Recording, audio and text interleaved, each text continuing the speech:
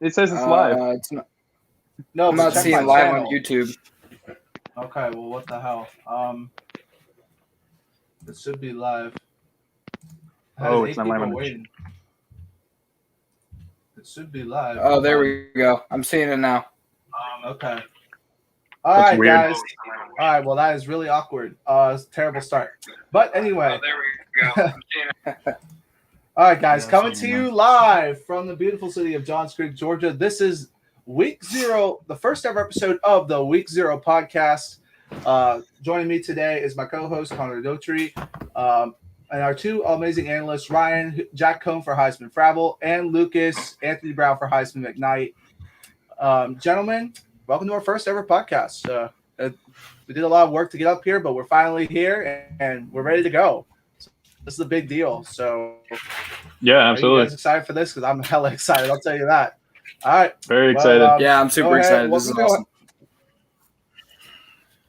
I'm going to go ahead and give it over to Connor and give us kind of the name behind the Week 0 podcast, where we kind of got that from, for sake. Well, I got it from any college football fan knows that the NCAA is very greedy. They want to make as much money as possible, obviously copying in the footsteps of the NFL.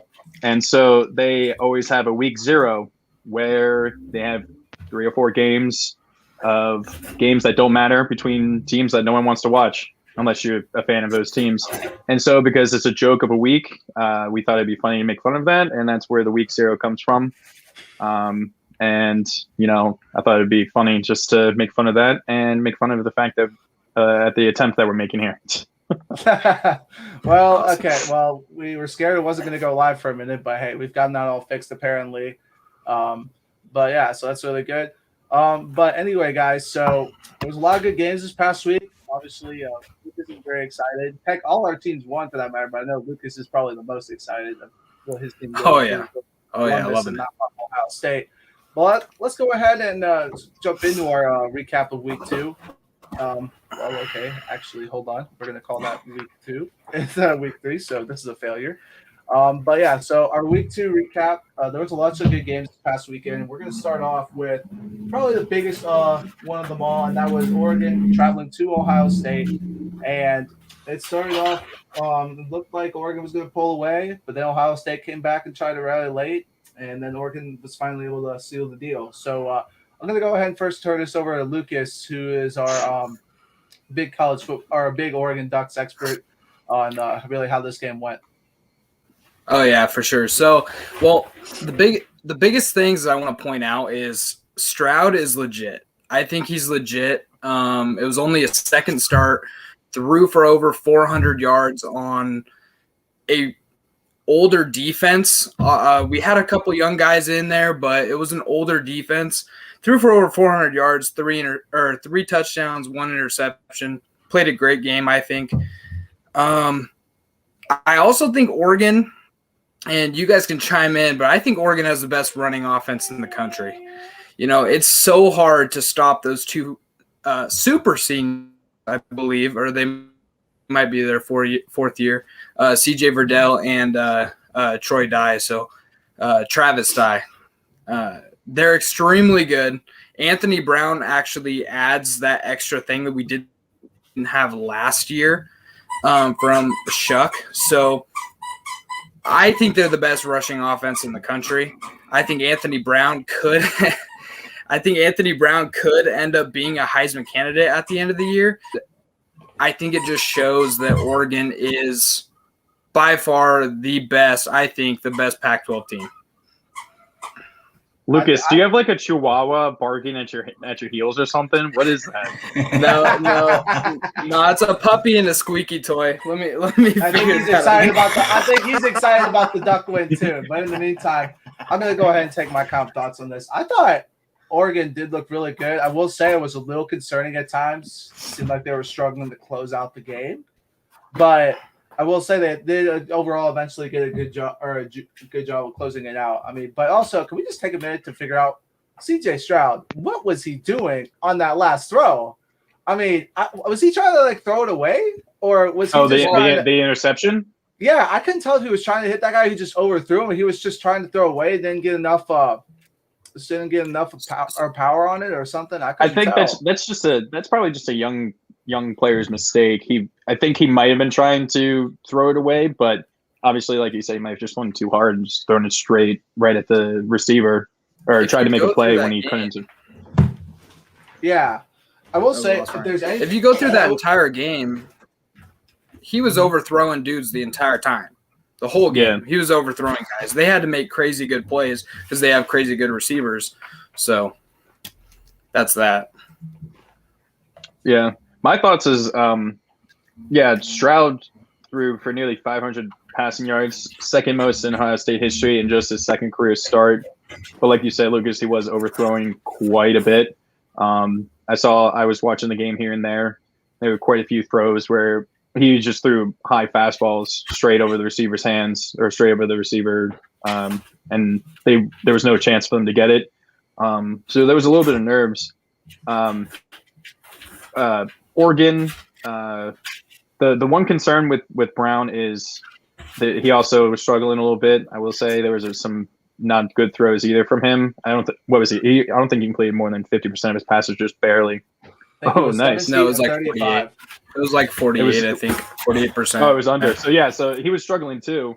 And I don't think a single receiver had more than 30-something yards receiving. I think C.J. Verdell led the team in receiving with 34 yards. So the running game, that was the key. They had a really good game plan, rush the ball, keep the ball out of Stroud's hands. But that's not a good thing when you're having a Kamara type, offense where Kamara's leading when Verdell's leading the team in receiving. So that's the biggest thing for me is Oregon needs to be able to spread it a little bit better. That was the biggest thing with Brown when he was at Boston College. He was not that very accurate either at Boston College. So that's probably his biggest next step for them to stay up where they are. I agree 100% with that. Ryan, your thoughts on this game? Well, I mean, I only tuned in for up to the first half of that game, just because obviously Notre Dame was playing. But from what I watched that game, it just seemed like Ohio State. I don't know if you guys got that feeling the entire game. It was just kind of like Ohio State's not going to stop Oregon. And I also would say on a few of those fourth downs that Ohio State decided to go for. I honestly, in my opinion, I think if they kick the field goal and get points, it makes this game completely different. Especially when Oregon was trying to basically give up the game towards the end of that game, and we were about to give Lucas a bunch of crap for choking the game away.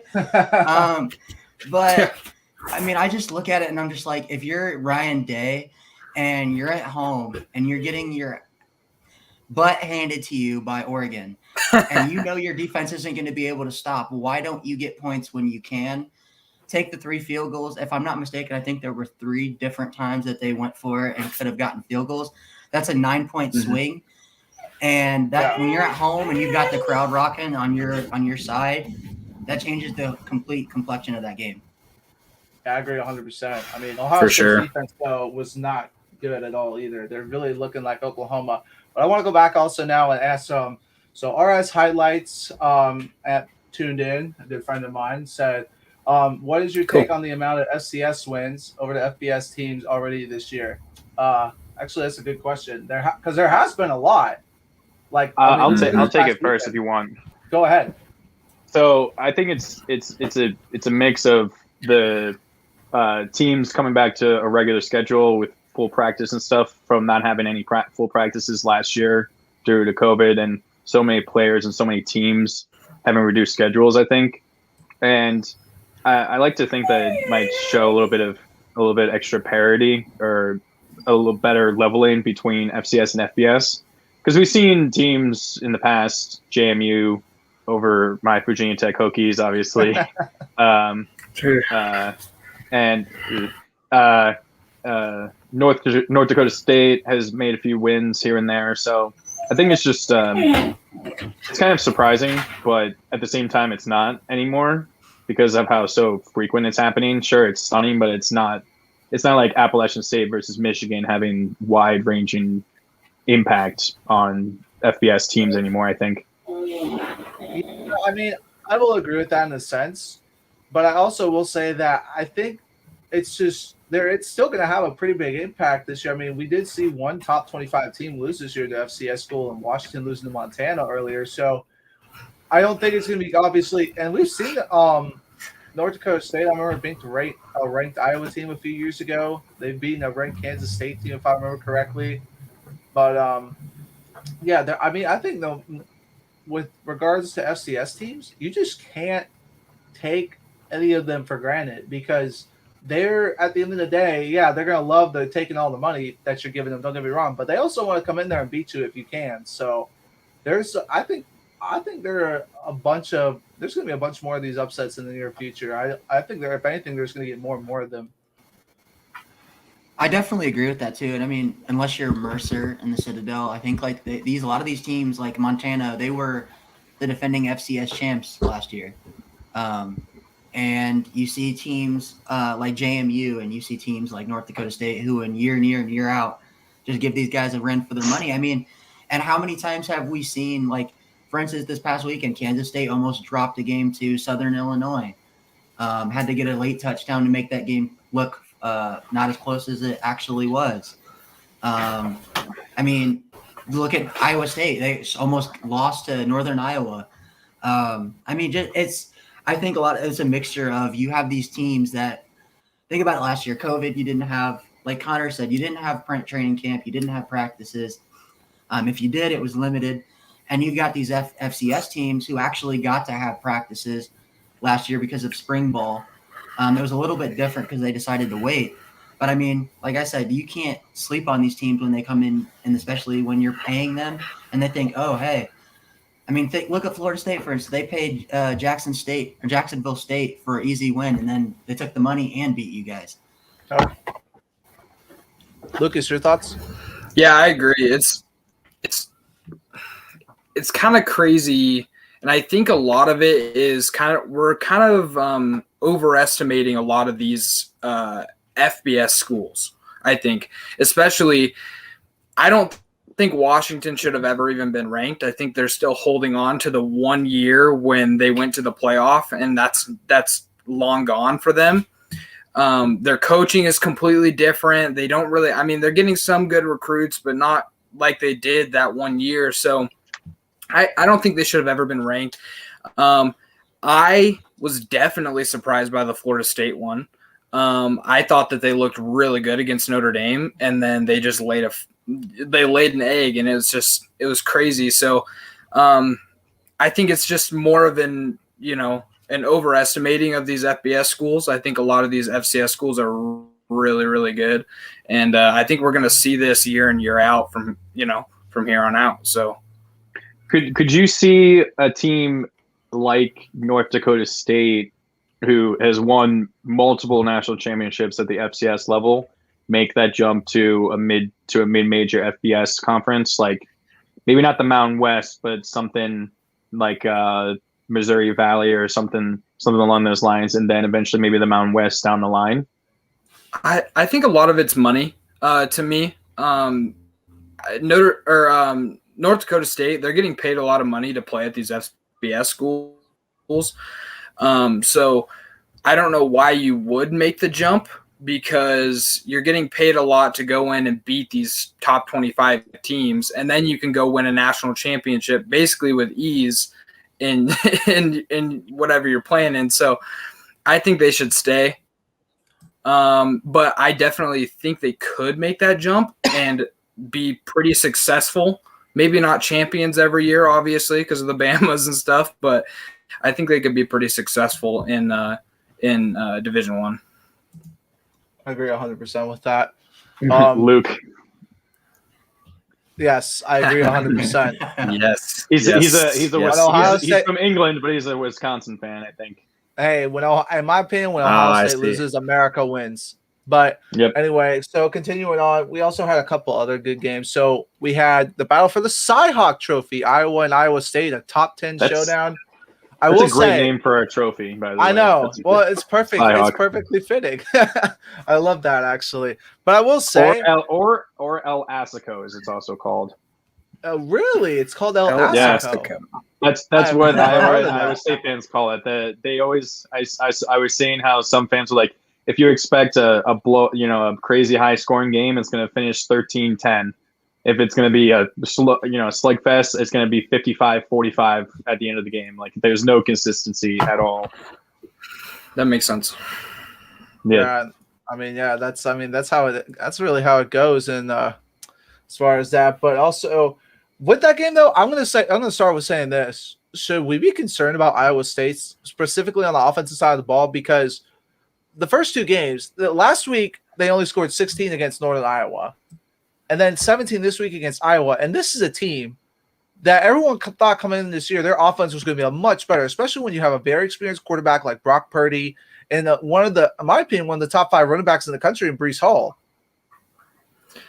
So, Connor, you go first, Lucas. You go first. Okay, fine. Okay. I think definitely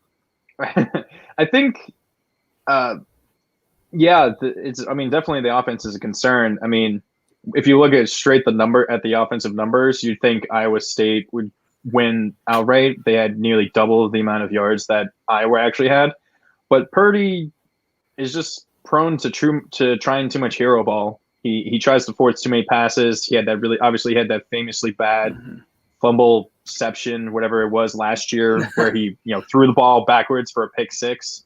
So he tries too much. I mean, he threw three interceptions, and he's just shooting his team in the foot really by doing that. And Hall just hasn't gotten it going. Something's up with. I'm not sure. I don't think it's Hall. I think it's the offensive line just hasn't been able to create the same holes anymore. And honestly, until further notice, I think despite what we're going to probably say about Oklahoma, it's Oklahoma's conference to win. Unfortunately, until proven otherwise, I don't know if they play against. I think they probably play against each other because I think Big 12 is a round robin, correct? Yes, it is. Yeah. So at that game, if Iowa State wins, then they prove me wrong. But until then, they're number 2 for me for that conference. The offense is just not good enough right now. Defense, I mean, they held Iowa to 173 total yards. So the defense was good enough. That was another issue I was going to talk about with Iowa's offense not being particularly good either. So that was a big concern for me is how Iowa can stack up to Ohio State or Penn State, Wisconsin, in the Big Ten really for now. But for now, they're probably the second best team in the Big Ten. But that offense is also a big problem for Iowa. But their defense is so good that'll keep them in games, definitely. I agree 100%. Their defense is incredible. I mean, if it wasn't for that fumble or scoop and score by Iowa, I mean, it's a 3-point game at the end of the day. So that's in my opinion, they're kind of like have the same problem almost that Clemson has. When you look back at Clemson's game against Georgia, they couldn't get the offense going. It was kind of the same thing here, And I think if they get their offense going, they could definitely give Oklahoma some problems, personally. But Ryan, your takes on this game as well. Well, you know what, and I'm going to kind of get into it because I'm going to kind of do this. I told you guys so. Because I kind of went when the preseason rankings came out, and Lucas, Connor, and Andrew gave me crap for it. I said Iowa State is not a top 10 team because they got the doors blown off of them by Louisiana last year at home. And I stuck by that, and I said they don't deserve to be a top 10 team. Okay? Ever since 2017 or 2018, no, it was 2019, since Iowa State has become more relevant, and there's been more hype surrounding this program because of Matt Campbell as the head coach, who, don't get me wrong, is an amazing coach with what he's got to work with down in Iowa. I have, ever since then, and watching Notre Dame blow the doors off that team, and they still had Brock Purdy and Breece Hall, if I'm not mistaken, was on that team as well. And after watching that game, I said, you know what? Notre Dame was pretty bad that year. Like, they weren't like playoff contenders. And looking at that game, I'm like, you know what? This Iowa State team, I don't get the hype. I've been like that since 2019, and it goes into this year. Anytime you have expectations for Iowa State, they always fall short. And I don't know if that's Matt Campbell's fault. I don't know if it's Brock Purdy's fault. I don't know whose fault it is necessarily. But it's definitely an issue. And I think until Iowa State can prove that they can be consistent and be one of those great top 10 teams consistently, not just beat Oklahoma and then drop a game to an unranked Kansas State team or like a West Virginia. Unless that happens, I'm not going to buy into this Iowa State team. And I can tell you right now, Iowa fans are doing the same thing that I'm doing right now and saying, we told you so. They have not beaten this Iowa team in, 9-10 years now in a row. And if you can't be, if you're the little brother in your own state, you cannot be a top 10 team. I'm sorry. Ask Michigan State and Michigan that for years. You can't.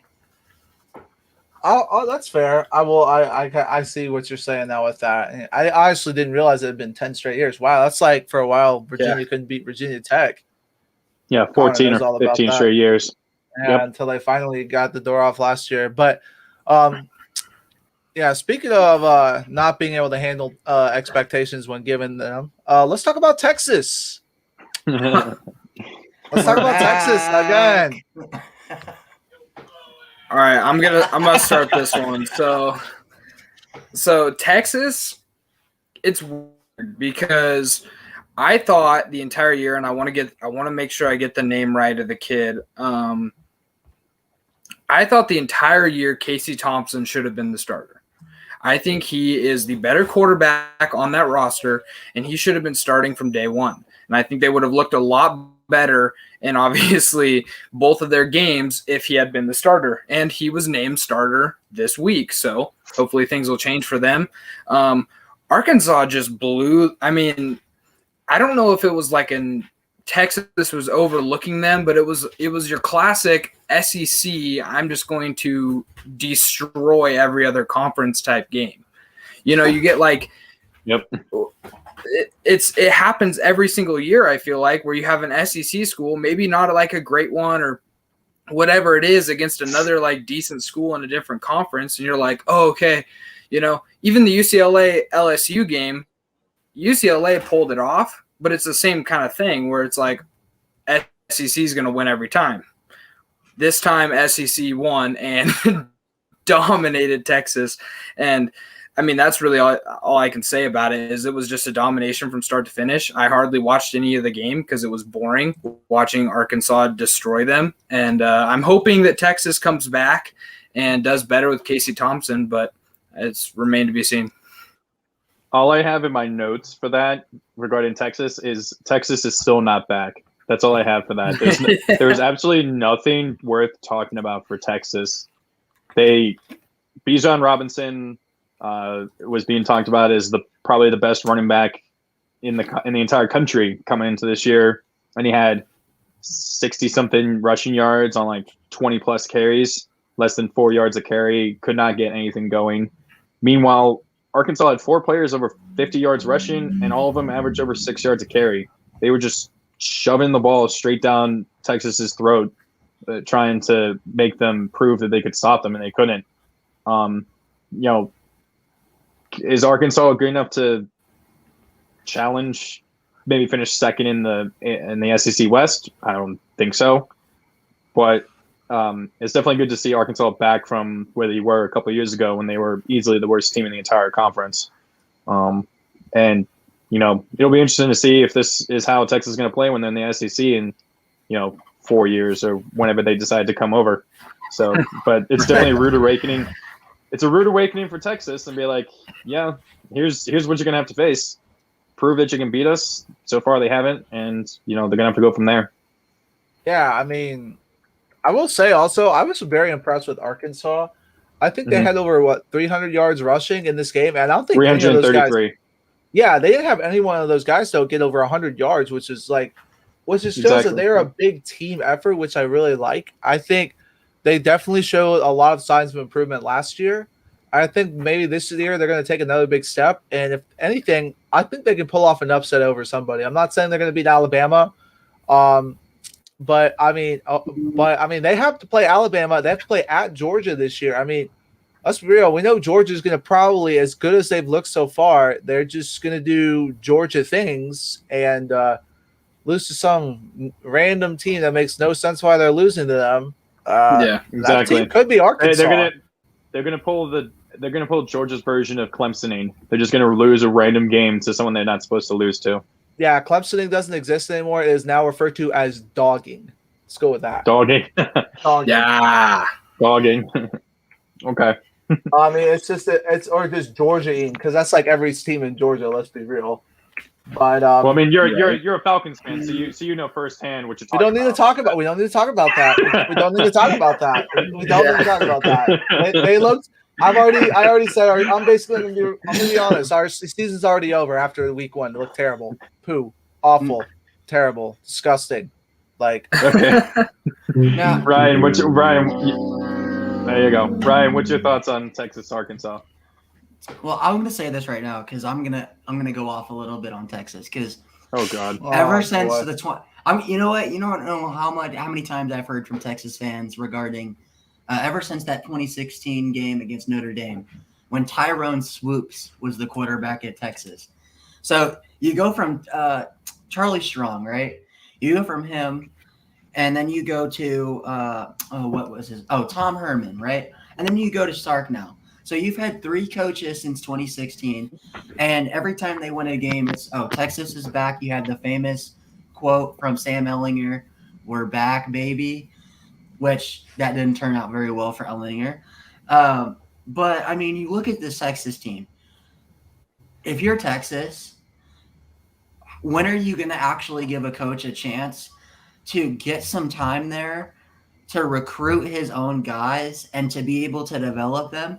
Because I don't know if the answer is to fire Stark after the first game. I can answer that if you want. Go ahead, Connor. It's not going to happen. Coaching is different. Look at Virginia Tech with Frank Beamer. He was terrible his first 4 or 5 years. Was like 2-8, and he was about to get fired. And then they were in 92 or 93, and then they go out. He's there for 4 or 5 years. Does absolutely terrible, and he's about to be fired, and then he starts his really long bowl streak in 92. So, but coaching is different now. You want results as quickly as possible. You get maybe a year, maybe 2, really, and then from there you got to keep it going. Oh, Luke, that's mean. Stop it. Stop it. And so it's just like you got to have. I say most. It's different from the NFL because NFL teams are more likely to pull the plug on after one bad season. But college, I think you maybe need probably 3 years is the minimum to show some sort of improvement. That at least gives you one true recruiting cycle for that coach. But after that, you got to keep producing. I mean, that's why Fuente was on the hot seat because he's it's cratered ever since his first 2 seasons. So he was on the hot seat until this season. You just look at like the whole situation with USC, which we're going to get into a little bit later in the show. Clay Helton, you can't. Okay, let me ask you guys this: do you think Clay Helton is a worse coach than Steve Sarkisian? Well, I mean, wasn't Sark at USC, or wasn't he like the offensive coordinator at USC for a bit? He was the head coach, but I think he had a drinking issue, and they. Yes. Oh yeah, that's correct. I forgot about that. Yeah, he was before Helton, and then he got fired, and Helton got hired, right? Mm-hmm. Mm-hmm. So if you look at this situation, because it's like, to me, you look at Clay Helton, and I know because we've listened to Blake and Josh for years saying that Clay Helton needed to be fired. That became like a tagline of the Harris Highlight Show. Yeah. So for reference, also, guys, Just Bomb Productions here. He's a big USC fan as well, and he's been saying the exact same thing. I'm going to tell you right now. What he said earlier this week in a group chat, when I told him, "Yo, it finally happened," he's like, "I can't believe it." He was literally in shock because they thought it was never going to happen. I mean, and I'm sorry to Just Bombs, but you guys are not beating Notre Dame. Even though we are trash, you guys are not beating Notre Dame with no coach. Well, here's the deal about the coaching. There's a difference between coaching and then coming into like a team that's really good. So you have like Oregon, for instance. Chip Kelly left, and then Mark Helfrich took over that team that was already extremely good, and then he went to a national championship himself. He was not a good coach by any means. And then they end up going 4-8 with him, with his recruiting class. Now they had Justin Herbert, which was fantastic, but went 4-8. So like, it's kind of weird when you have these teams, especially like say USC, where and how long was Clay Helton there? I can't remember. 6 years. This was his 7th year. He was 2 games into his 7th. 6 years. 6 years and change. So he had his own recruiting class, and it turned out to, I mean, there's no reason, and I like, and the USC fans can say the same thing. There's no reason why Oregon should have the most recruits and the higher recruits out of California. Mm-hmm. I mean, there's no reason why that should ever happen, because USC dominated throughout the early 2000s, like just dominated. And there's no reason why Oregon should be getting these big time recruits out of California, like Justin Flo or, Kayvon Thibodeau. So, it's one of those things that needed to happen. And the thing for Texas is like, it's the same kind of deal. It's like you're getting out recruited in Texas. That would have never happened before. Never. And something has to change, and they need to make that change the same way that USC is. I mean, if you look at it, Oklahoma, who is the biggest Texas rival, is in recruiting in their own backyard and stealing kids that would go to Texas. You've got not only that, but you have Texas A&M. You have Texas Tech, who are even stealing kids from Texas. That's not supposed to happen. You are Texas. You don't have a Tech at the end of your name, and you don't have an A&M at the end of your name. You're Texas. You should be able to own your state when it comes to recruiting. You shouldn't have teams like in Oklahoma, who is your rival, in your backyard. You shouldn't have Notre Dame, Alabama, Oregon stealing players from your own pipeline, because then that just ruins your whole recruiting class. But I don't think that's a good enough excuse for this Texas team to lose to Arkansas, because let's not kid ourselves. This is still Arkansas. This is still a team that has been mediocre at best, and if not the worst, one of the worst teams in the SEC on a year-to-year basis. For the past 5 years or so. You have no business giving up 40 points, and not only giving up 40 points, but giving up 4 rushing touchdowns to an Arkansas team that you have way more talent than. You guys should be blowing them off the ball. They should not be blowing you off the ball. And it cannot be said that Texas, until they get their coaching figured out and they find a coach that they're willing to stick with, it's going to be the same thing every year for Texas. Agree 100%. I agree. But I will say that we're gonna wrap it up here with the week 3 recap. I think we spent a little more time on there than we wanted to. Next, we are going to go to our stunners and bummers. So what this is, guys, basically, we're gonna have our player of the week and our biggest player or player group disappointment of the week, or coach of the week. Yes. So I will go ahead and I'll turn it over to Connor to do his at first. Okay, so my first my stunner was a guy I mentioned earlier, CJ Verdell, started running back for Oregon. Lucas was mad that I stole him from him. So, but Verdell, 20 carries, 161 yards, two rushing touchdowns, and as I mentioned before, had led the entire team in receiving, 3 catches, 34 yards, and a touchdown. So, as I mentioned before, Oregon needs to do a little bit better in the passing department there. But he was absolutely on fire. Both rushing touchdowns were simple 14-yard rushes to the left side that Ohio State did not defend whatsoever, and he went completely untouched both times. But he was getting massive holes up the middle. I'm surprised. I thought he was going to go for well over 200, but Vidal was a beast. And, I'm not going to stake the same claim that Lucas did to Oregon having the best rushing attack in the country. But, if he can do that every week, it's going to be very difficult for them to be beaten. And then my bummer was Florida State defensive coordinator Adam Fuller. He pulled a reverse Greg Williams. Instead of doing an all-out blitz, and dropping nobody back. He just decided to put nobody back on the 20-yard line against Jacksonville State, and put a freshman defensive back on a redshirt junior wide receiver. That then just beat him and another wide receiver, beat another D-back or another defensive back for a 59-yard touchdown to win the game. So, I mean, she should have been fired on the spot for that, because I don't understand how you don't put half your entire defense at the 20-yard line ready to bat that ball down, because the ball didn't even make it to I don't even think it made it to the 15-yard line. He caught it on the stride of the 20. Yeah, he catches it on the 20 and makes one guy miss. The other guy over pursues, and both of them are completely left in his dust, and he goes completely untouched in the end zone to win the game. So I just don't understand how that happens.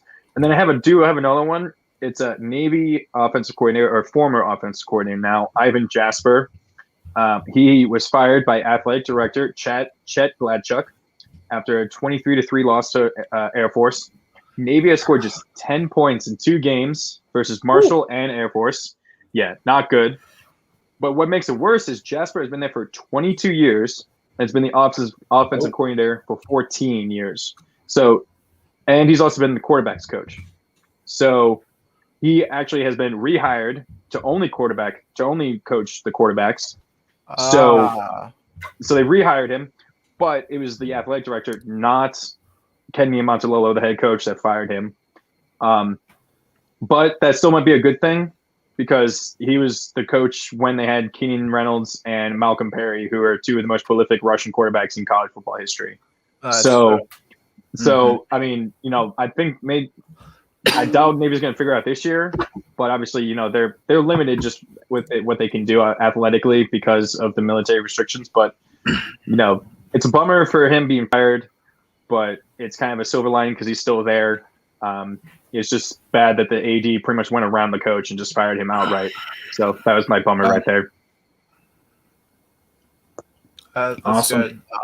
good. Lucas, you can go ahead and do yours next.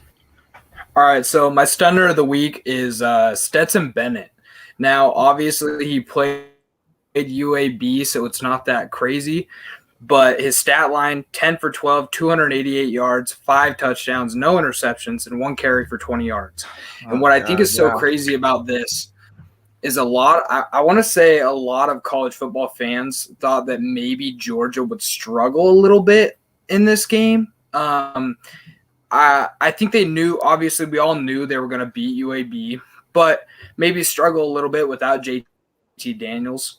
But Stetson Bennett can have just lit it up, man. I mean, I want to say at one point he was 4 for 5 and 4 touchdowns or something like that, something crazy. God.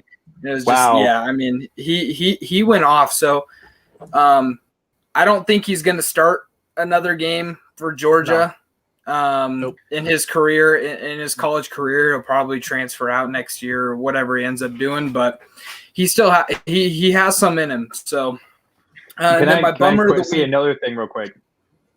Yeah, UAB. You see the dragon head that they displayed.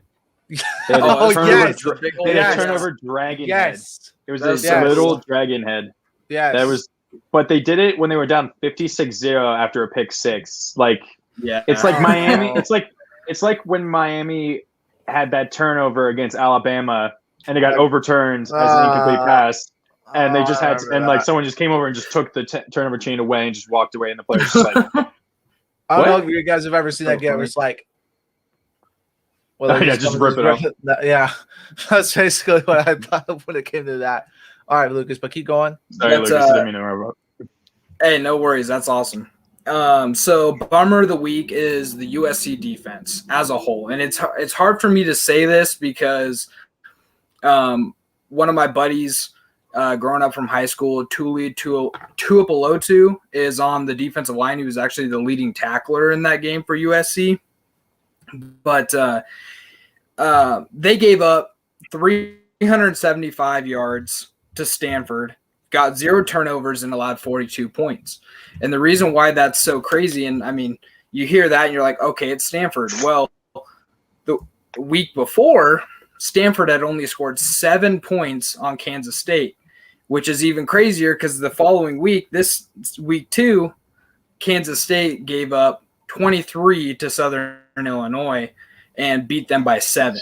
So USC's defense, there's a lot of questions, obviously, firing their head coach. So maybe that'll help their defense out a little bit. I don't know if he had any part in it, but I mean, there's a lot of questions there. I don't think Stanford's a 42-point, nearly 400-yard offense. So that's my bummer of the week.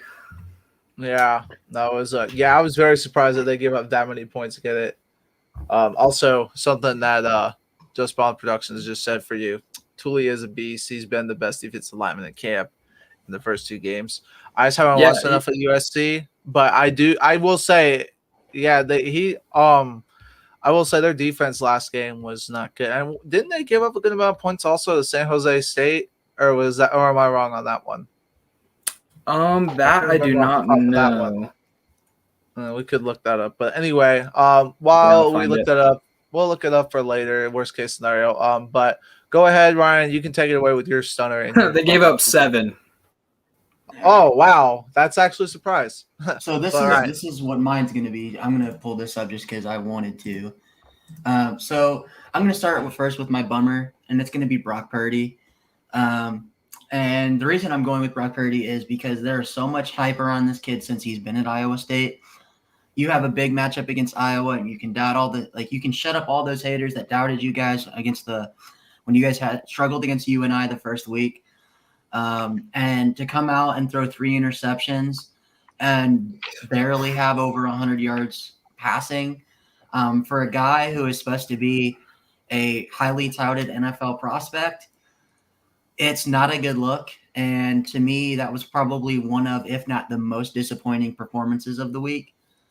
I know Iowa has a great defense, but when you have a great running back in Breece Hall who can help you out, and you have weapons on the outside, I mean, I just don't understand, if you're supposed to be a top NFL draft prospect, why you continue in big games to play like this. And it's he's always been one of the most disappointing but exciting players to watch when he's good. But when he's not good, it's really disappointing. Yeah. And then, go ahead. No, you're good. You're good. Go ahead. And then for my stunner of the week, it's Nathaniel Pete, the running back for Stanford. He only got 6 carries in this game because of how Stanford's offense operates. They have like 3 backs that they exchange in and out. But by far of the 3 backs, he was the most productive. Only got 6 carries. Don't understand why you don't give the kid more. For 135 yards and a touchdown. Wow. So, he scored on their first play. Yeah, 75 yards. Wow. So, I just look at this and I'm like, he kind of reminds me of a Bryce Love. I know it's too early to kind of say that, but he's got that stature. The way he runs, he's like more of a speedy runner than he is a power back. But I understand USC's defense has been an issue. But when you have other guys on the field, the second best running back behind him for Stanford only had 13 yards rushing. So I think this guy's definitely a guy to keep up on and watch as the Pac-12 season goes on. And I can definitely hear us seeing his name a lot more.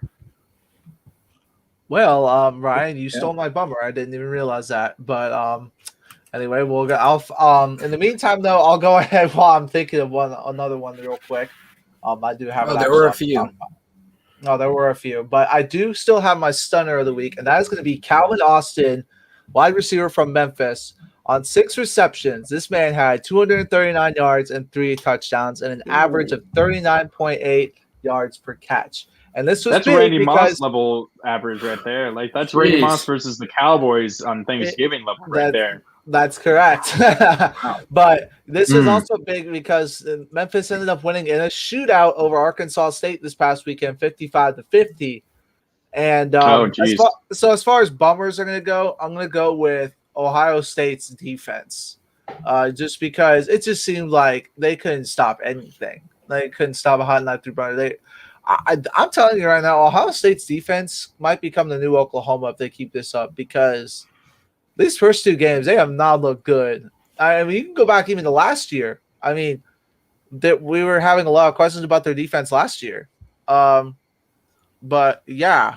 Sean Wade went from a consensus first round cornerback and the best quarterback in the country to a 5th round pick, who the Ravens drafted and then decided to trade away for some reason.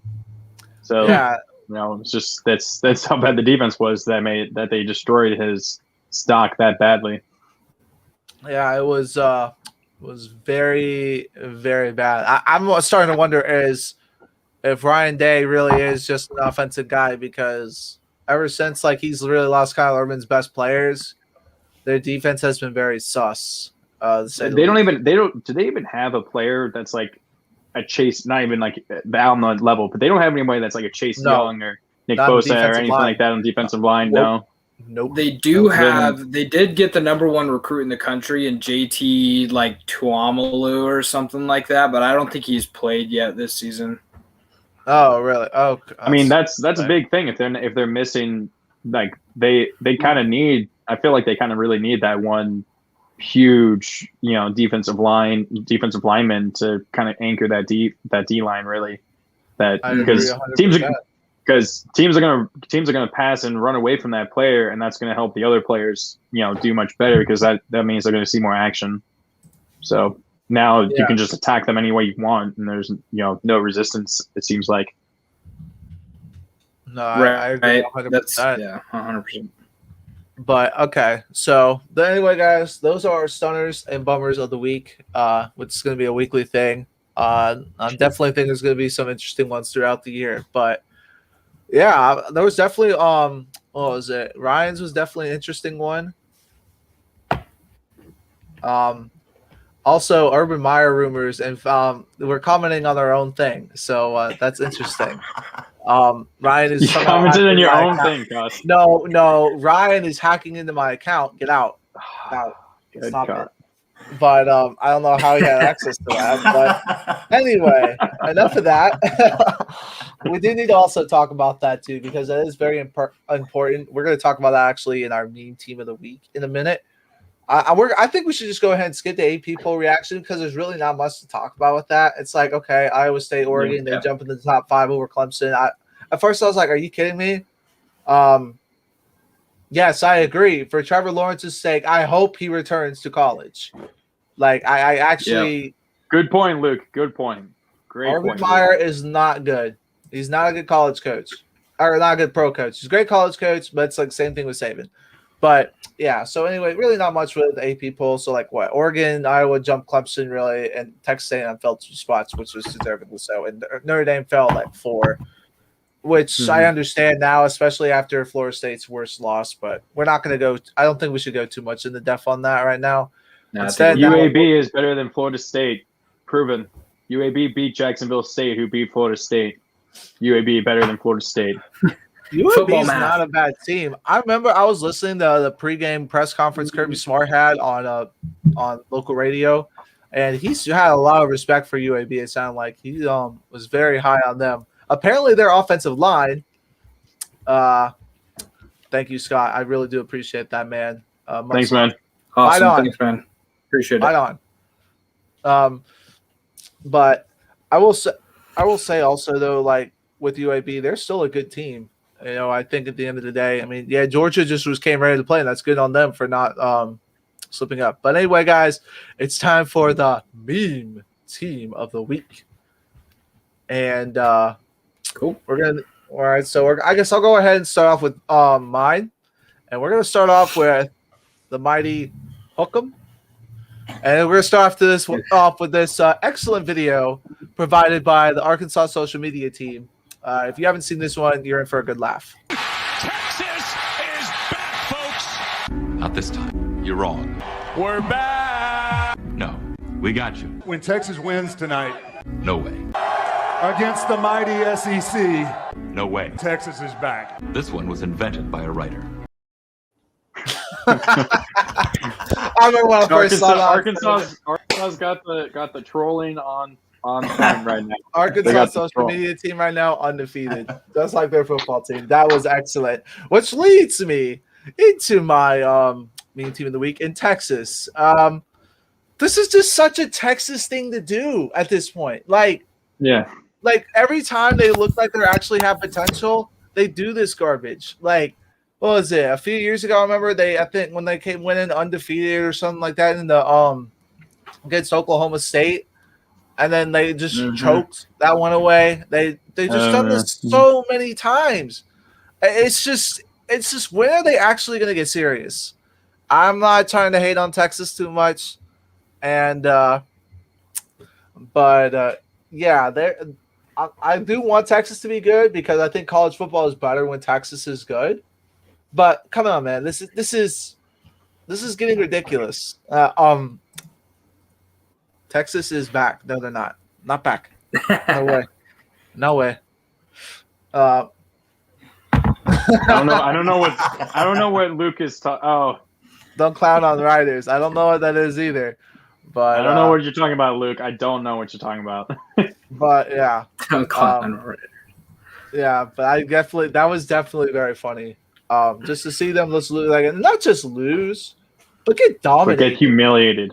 They were humiliated. You just got annihilated. Yeah, exactly. You just got dominated. You didn't even it wasn't even a close game from the start. I mean, was it one point I think like 41-7 or something? I think it was 41-14 at one point. I think there was a 26-point lead for Arkansas at one point. It was only like I think it was 16-0 at half. So it wasn't even close at halftime, and then Arkansas was just like, we're just gonna turn it on even more in the second half. And Texas just didn't do anything. I was like, yeah, I mean they basically they didn't do anything. It was actually very funny.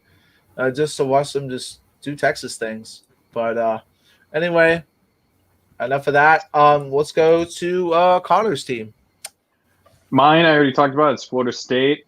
I mean, it's the same thing with Texas. I mean, Florida State. I mean, sure, Texas. Exactly. I mean, Florida State. LOL. Florida State hasn't done.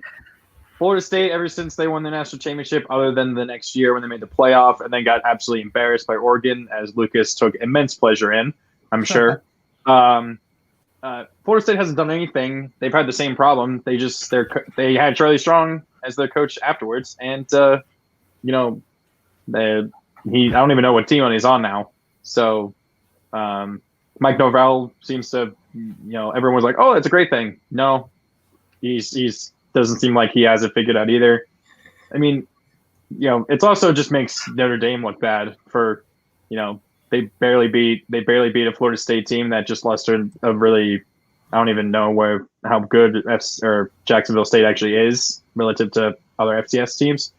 What is their first loss to an FCS opponent since before the FCS split in 1978? I think their last FBS loss was 1959.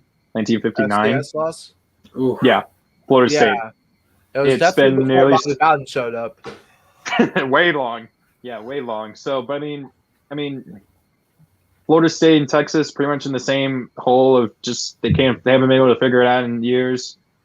At least Florida State actually has a championship in the past decade. Texas hasn't had one since 2005. So, they haven't been able to figure it out. So, until then, Joshua, I'd say so. I think before that it was when they lost to Clemson a few years ago, about like the worst home loss in history. But was it like 70-3 or something? Something like that. It was their really, worst really home bad. loss. It was their worst program loss in at home in school history. It was obviously, I don't know if you guys remember, there was a dude who was literally shirtless reading a book at the stadium. Yes. He's sitting in the bleachers by himself with no shirt and a book. And didn't he fall asleep like in the second half because they came back from halftime and he goes, this guy was at first reading a book and now he's sleeping on the bleachers. I'm not sure, I'm just reminded of that one fan. I'm not sure if it's Washington that he's just laying there. He's just like, he has that big bag of popcorn. He's just like dropping it on his face, just like laying there, just trying to eat popcorn. But I don't think that's Florida State.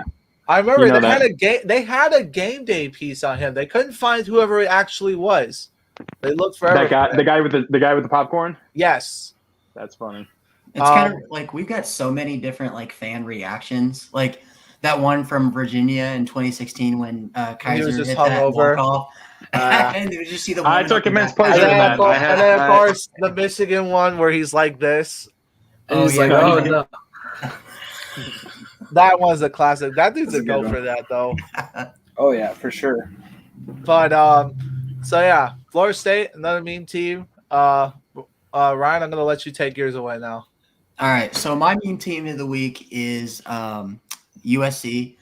Not only did they get their ass kicked, sorry my language, because of YouTube, but they got ran out of the building by Stanford. And then I don't know if it was the day after, but a couple of days after, Clay Helton got fired. So if we can get that meme up, Andrew. Yes, give me 1 second. I'm trying to remember what. As a Notre Dame fan, anytime I get a chance to jab at USC, I have to. They haven't beat us, I think, if I'm pretty sure, since 2016 or 2017. I think it's been a couple years. And just looking at this team, I don't understand. Oh, my face is covered up.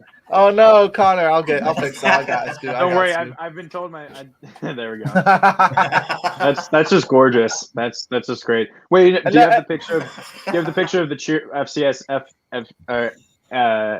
Florida State cheer? I did not get a chance to get that one. Yeah, And sorry. then also the offensive lineman that proposed to his girlfriend after the game. Oh, that's a funny one. I'll find that on Twitter because I had my uncle send me that on Twitter. Funny enough, so I'll find. That meme that I posted in the group chat with Pikachu and Clay Helton next to each other. Yeah. USC fans USC fans were posting that all over, and they were saying every time Stanford scored, this was Clay Helton's face, and it was just by Pikachu. That sounds about right. That sounds about right. But no, continuing on USC, Joshua. So you got USC, and it's just as a program, you think about them and you think of, Matt Leinart, you think of Pete Carroll, you think of the national championships years, them basically dominating the Pac-12 for the early 2000s. And they have have the mighty have fallen. And it is just it's laughable for me because every year we listen to Blake and we listen to the guys at Harris highlights, and USC is going to be really good.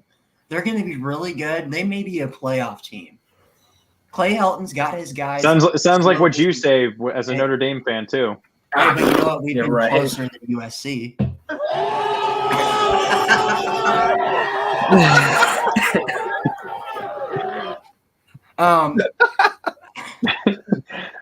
Sir, thank you for that. I mean, you just look at this. I mean, it's just unbelievable. I mean, the thing that makes it even more laughable is the same Stanford team got their doors blown off of them the week before by Kansas State, and then to see how Kansas State performed against Southern Illinois. It's basically the same thing, in my opinion, as USC losing to Southern Illinois. And when that's the case, and you are you get, not only do you struggle, but you get absolutely dominated by an inferior team. That's why Clay Helton got fired, and I'm glad for USC fans because now we don't have to listen to Blake and them complain about Clay Helton for years now. But they still will. Oh no, they still because he left them in shambles. Let's be real. Yeah, probably. But yeah, no, I mean, I agree with that 100%. And also for the record, I did find the picture of this right after that you were talking about, Connor. Give me 1 second to post it right here. This was actually a thing. I don't know why it's glitching like this. Okay, help. Okay, I don't know what's up with that. But for the record, yes, there was that picture. I mean, talk about very unfortunate. This dude literally picked a game that he was sure they wouldn't lose. Mm-hmm. They still lost. It's embarrassing. That's tough. I mean, real quick, I didn't know if you guys knew this because more about that story actually came out. That night after the game, this same dude put on Amazon for people to a wish list for his wedding registry, for fans to buy him stuff. Okay. Jeez. Oh, And he was damn, posting bro. Get him a Jacksonville State jersey. Get him Right. a ring because it's clear that he's never gonna get one. Get him an actual ring. Yes, it's clear that he's never gonna get one. Do you reschedule? I think you reschedule. This just makes me think of Yes. would Ian Johnson have proposed to his girlfriend if they had beaten Oklahoma in the 2007 Fiesta, or how awkward that would have been if they had lost and he had been tackled to end the game, and then he proposes and you're just like, what? Yeah, I also don't know if necessarily that you would have seen that though, because social media also wasn't as big during that time. That's true. Let me ask you this, guys. Do you guys think that his teammates are going to that wedding? Probably. I would hope so. If you're a real pro, does it make a difference if there's an open bar or not? yeah. To drink the memories of that day away for both of them. I mean, listen, they won Claudia. that game. For the reference, guys, that's my girlfriend. So, Okay. the fact that she knows that, yes, that's like, yes, thank you, babe. We were actually talking about this the other night, and she said the exact same. She at first was saying, "No, I swear to God, you can't reschedule." But the more you think about it, I think she finally came around and was like, "Yes." Did she actually say yes? That girl? Do we know? I think she did. Because he said I saw on Twitter the offensive lineman, I think it was posting like Barstool or something. He's like, "That's the worst decision ever." And he's like, "You're invited to the wedding if you are invited to the wedding if you want." So I guess, and she must have said yes. Yes, but yeah, as far as that one goes, we got a little sidetrack there. But Lucas, I think it's your turn. Last but not All least, Okay, let me start by saying this. Oregon State is now the real OSU. They have beat Oregon more times within the last year than Ohio State. Just going to say that. Going to put that out there. Ohio State, and I think it's hilarious. And, you know, we went Connor kind of went in on how Oregon, and this is a big reason why I think they won this game. Oregon only had their leading receiver only had 34 yards, and it was their running back. But how spread out it was, I mean, 236 yards, that's more than a lot of, college quarterbacks had with wide receivers that had 100 plus, so they spread out everything so much. It wasn't always the big receivers. It wasn't, these guys didn't always come out and get these big plays. Shouldn't have for the big play. But Ohio State, I'm going to say this now, and this is going to be the hot take, probably one of the bigger hot takes of this stream. I think they lose to Michigan. I think Michigan's a better team. I think this is the year that they lose to Michigan. I think their defense is pretty bad.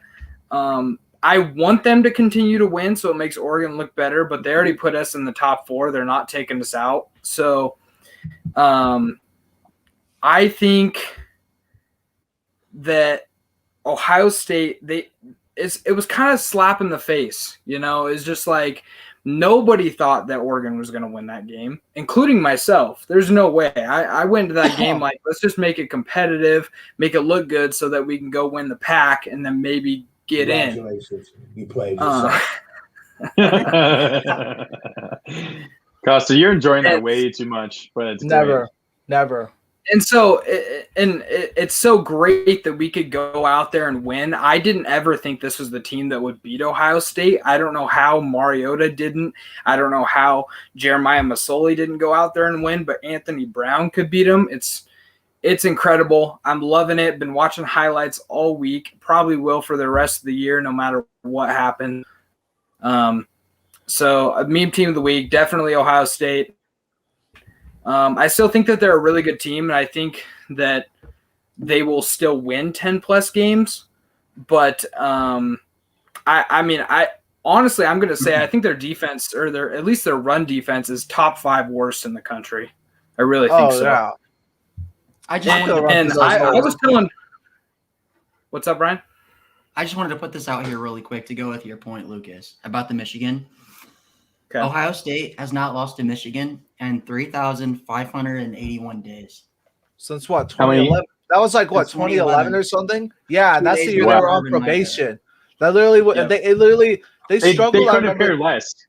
Yeah, they Mhm. beat the worst Ohio State team in like decades that year. Makes Like more that, sense. yeah, Mhm. but yeah. And so, I one more thing I want to add on Ohio State. mhm.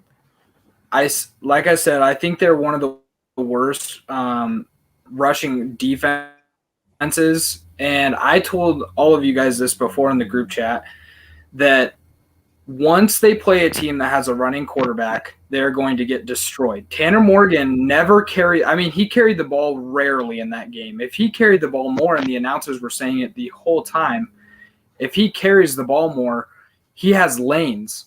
So Anthony Brown had 65 rushing yards, which, I mean, just killed them on third downs. So I don't know how many more, teams are playing with running quarterbacks this season, but they're going to have to figure that out before they start talking again. Yeah, no, Yeah. I agree. I mean, they're definitely struggling, I think, on the defense side of the ball. But I agree, they're running, man. I could have ran through those holes. Shoot. I'm just waiting for Claudia to make fun of my running real quick because she loves to make fun of the way I run. But if she's still watching. But yeah, so yes, they are a loco. They're not even. Yeah, I mean, but they are the only team. Are they ranked now? Yeah, they are. They are the only ranked team. I think. State. Yeah, they are. To be fair, they are the only ranked team in the state of Michigan. So let's not go that far. But I do think He's like I said, underrated. he's a Wisconsin fan, so he's got he's gonna say what he's gonna say. So Scotty, I know him. Scotty gonna Scotty. Yep. Well, he's actually English. He's actually from England, but he's a Scotty fan. Mate. Exactly. It's Scotty, mate. Scotty don't Okay. Scotty, mate. All right, anyway. Ready to go on? Yes, actually, give me 1 second because I completely forgot here. But so what we're going to be doing here is like instead of calling it our uniforms of the week, we're going to try to add a little twist to it. And instead, now we're going to be calling it our recruitment pitch of the week. Courtesy of me, came up with that name. Yes, Connor did. I will say he did a great job with that. So yeah, I will say it was definitely a good idea. So I'm gonna go ahead and start with mine this time. And although Iowa State did lose, I love their black jerseys. I love them. I don't care what anyone says. I'm going to share my screen real quick because I have all of them. My apologies. I have them all. I love them. I don't care what anyone says. Fight me for all I care. I love them. Those are clean. nice. I think a full all black with black pants would have been nice, but I think any black jersey on any team is clean no matter what. I think that's just a given. Is no one going to talk about the fact that not only did Iowa State lose to their rival, but they lost to their rival wearing their rival's colors? I guess Oh, they were black. I Black and guess. white. Yeah, that's kind of true. I guess that's a fair. But I will say they have worn the all black before. I have seen it. And I do love those as well. I think they were wearing it when they blew out. No, they might have. No, I'm thinking of Iowa when they blew out Ohio State a few years ago. Yeah.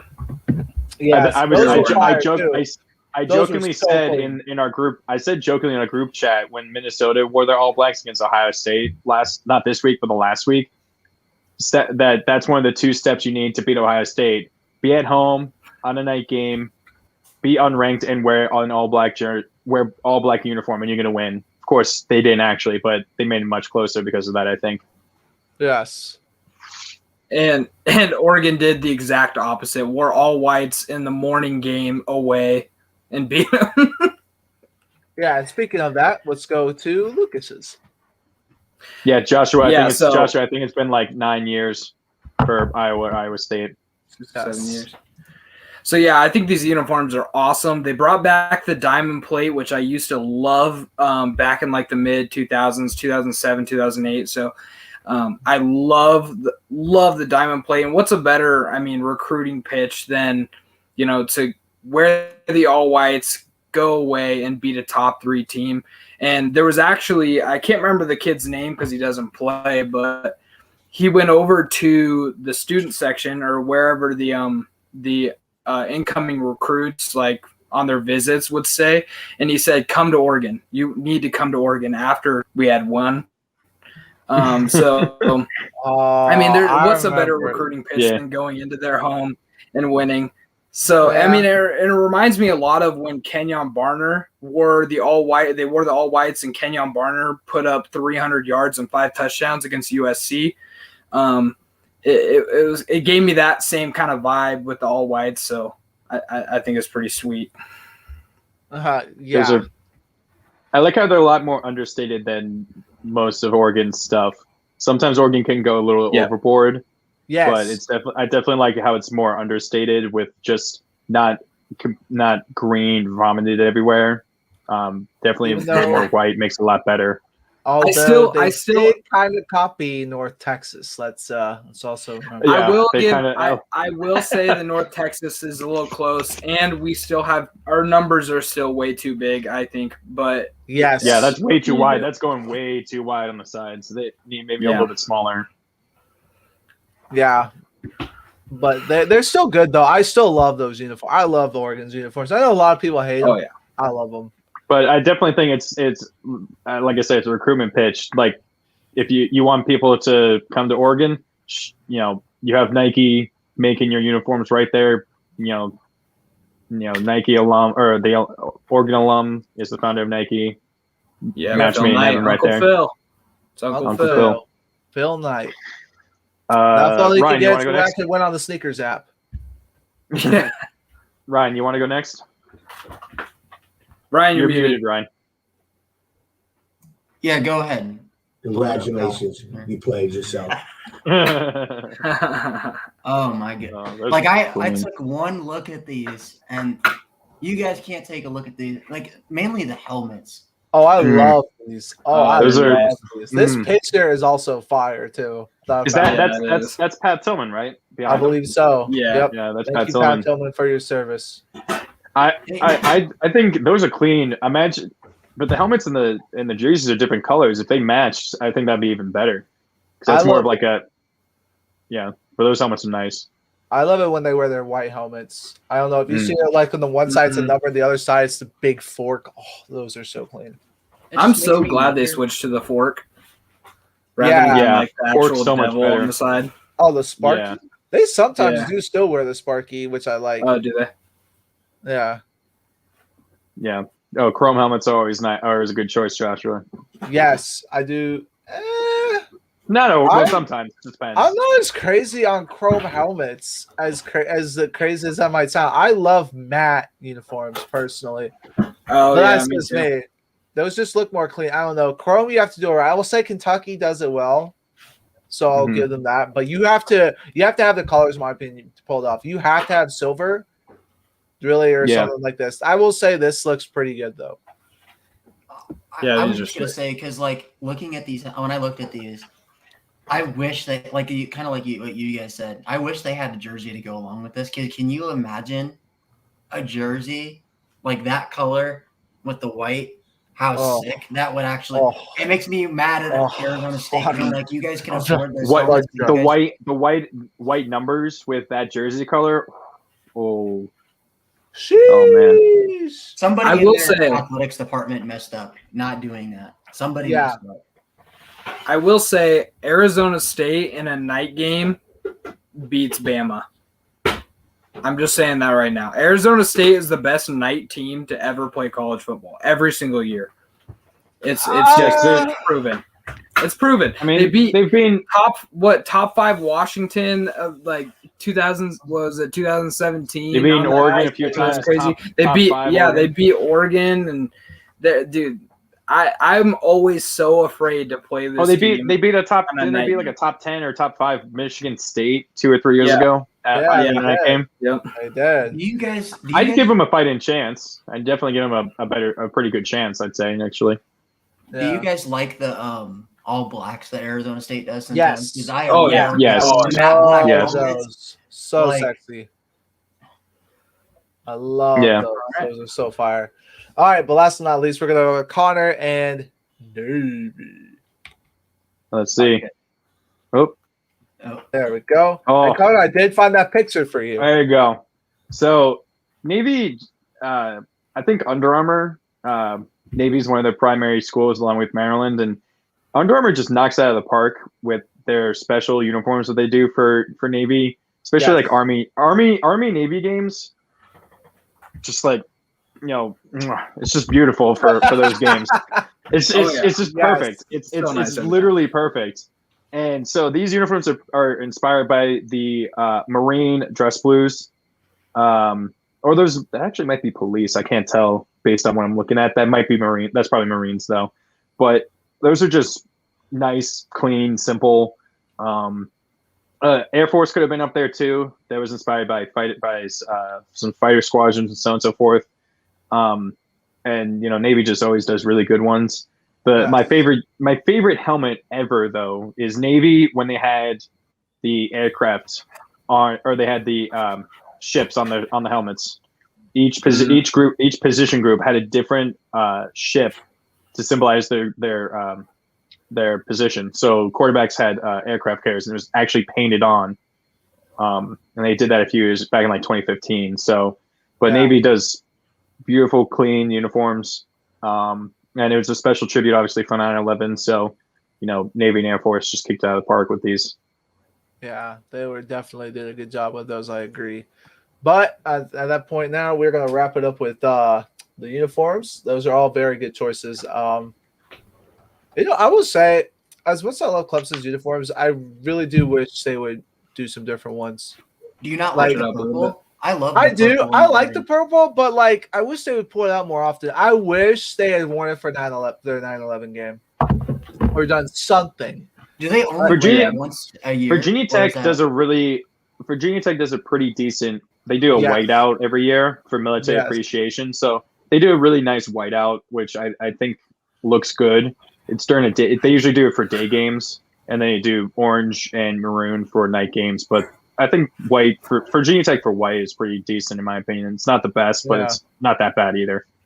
I do like that Clemson does keep it a classic in a way, but sometimes I wish they would just change it up a little bit. So Yeah, I the get thing, you. so Yeah. we had the purple game for during November, and that's like the salute to the heroes. Basically, it's Military Appreciation Day, and then we only get the orange pants when what's it called?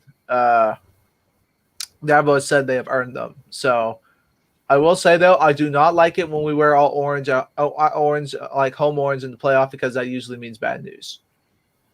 I will say this though, like for Notre Dame, because for next week, I'm gonna let somebody else take those Notre Dame uniforms. I know Lucas said he liked them, or not. The next week, only but 2 weeks uniforms ago. I would Are they never wearing the allow Shamrock anybody to ones say or whatever? good. Yeah, the Oh, Shamrock. God. Yeah, Oh god, dude, the Shamrock series are ugly.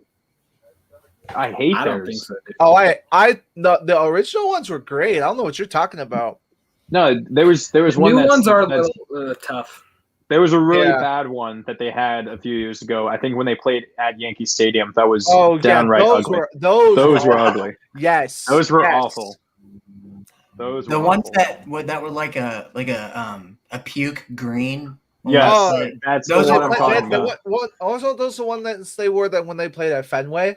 Yeah, I think. Yeah, I think they were playing No, No, it was the year. That was the 2016 year when we were absolute garbage and we went 4-8.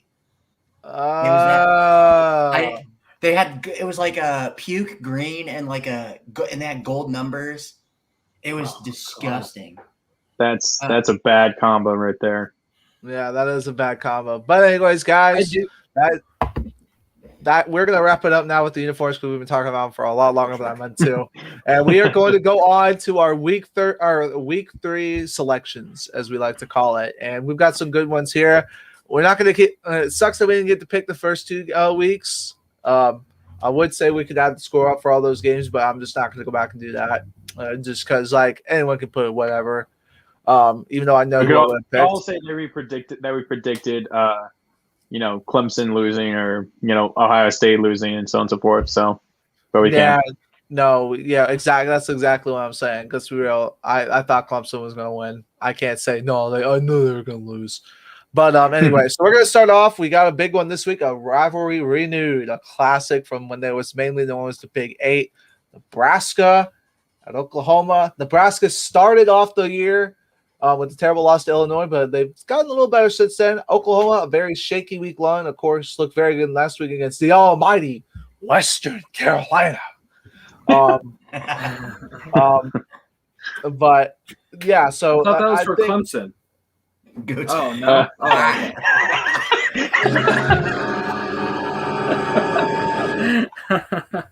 for any Clemson fan watching, if you do this, if I see you doing this at a game, I'm taking your man card, especially if you're a dude. If there's a girl, No, whatever. you're taking their tickets. You're taking their tickets and their man card.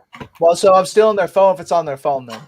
I'm taking your wristband. Oh, that's what I had when we were there. I don't care. You are losing something. You are getting something of yours is getting revoked. And I don't care. Do not do that. We already have the woohoo we have to deal with. Do not don't do this. I swear to God. Like, stop it. Stop it. Stop it. Stop it. Sorry. That's Okay. my reason to leave. But anyway, Nebraska I'll go versus first on number this. 3 Oklahoma. Go ahead. Oklahoma. I mean, Spencer, until proven otherwise, like I said, way long ago at the beginning of this, until proven otherwise, Oklahoma, they're the favorites in the Big 12, especially with Texas losing, and Oklahoma State and not looking pretty good, not looking especially good in their first couple games. Iowa State has lost. Kansas State was struggling as well. So Oklahoma, I see this as like 35-plus point win for Oklahoma, honestly. Nebraska, especially after that loss to Illinois. Illinois has since lost to UNLV and then got blown out by Virginia. Like I said, 35-plus point win for Oklahoma. You bored, Lucas? No, sorry. I'll go ahead. So in this game, I'll keep it short and sweet. I think Oklahoma is still really good. They have way too much offense for Nebraska. I think this is Scott Frost's way out. I think he's going to end up getting fired after this season. Really? I really do.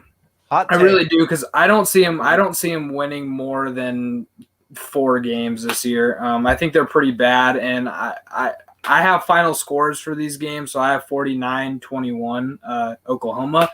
Give a couple points to Nebraska because Adrian Martinez is still a stud, so I think he can get a couple points on the board, but Oklahoma's going to win handily. He's a stud running, but he can't pass to save his life.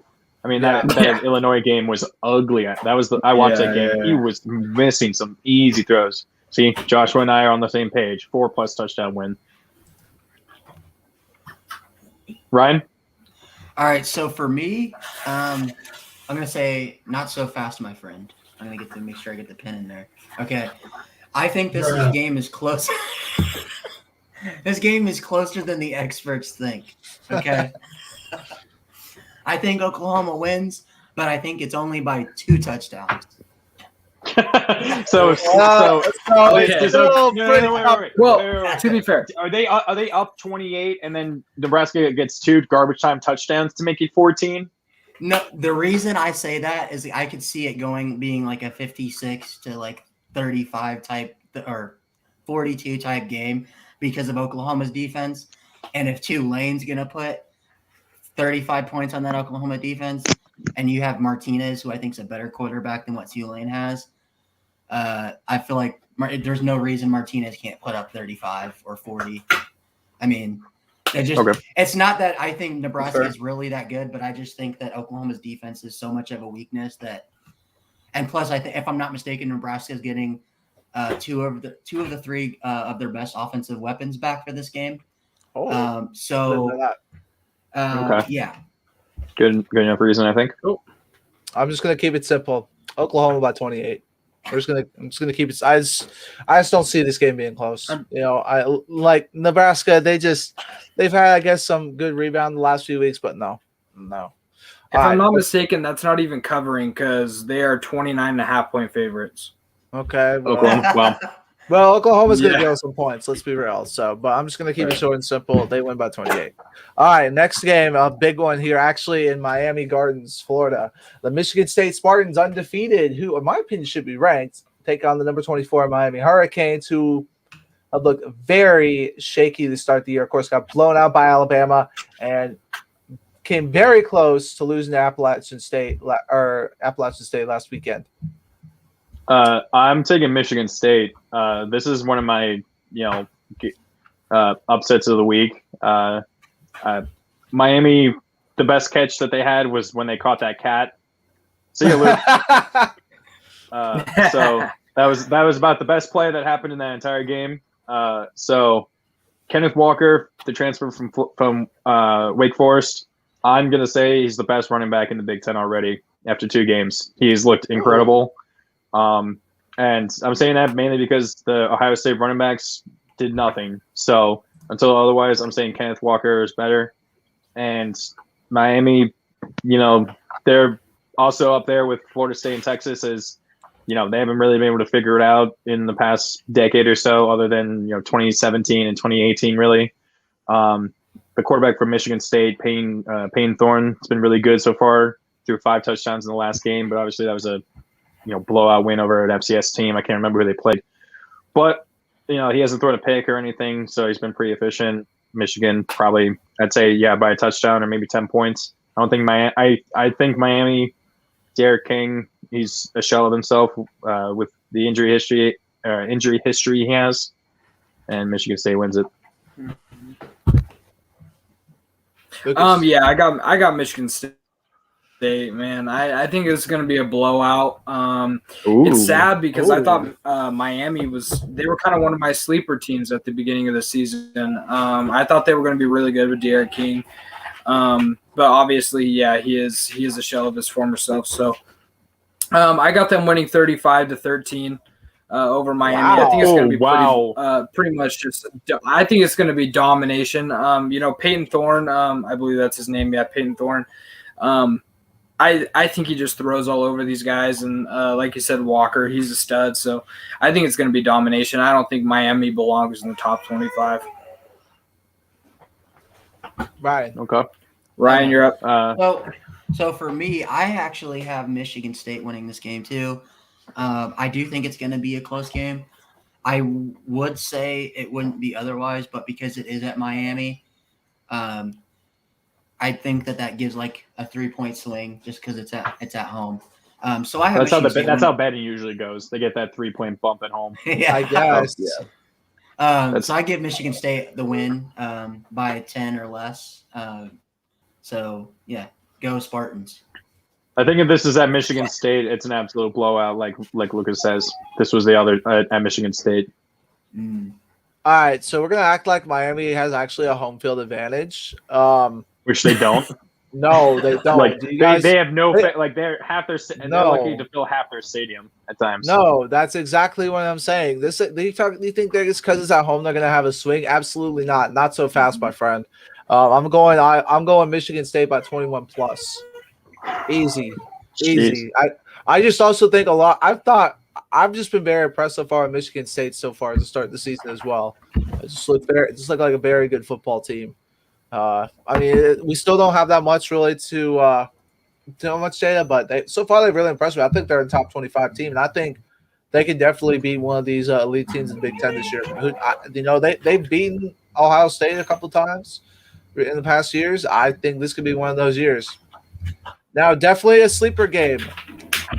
Mississippi State and Memphis, 2 teams that both come in undefeated, have both had some good wins last week. Memphis, of course, won in a shootout against Arkansas State. Mississippi State won against what I thought was going to be a way better NC State team. Thank you, ACC Atlantic, for letting me down once again. Please, I just want some competition.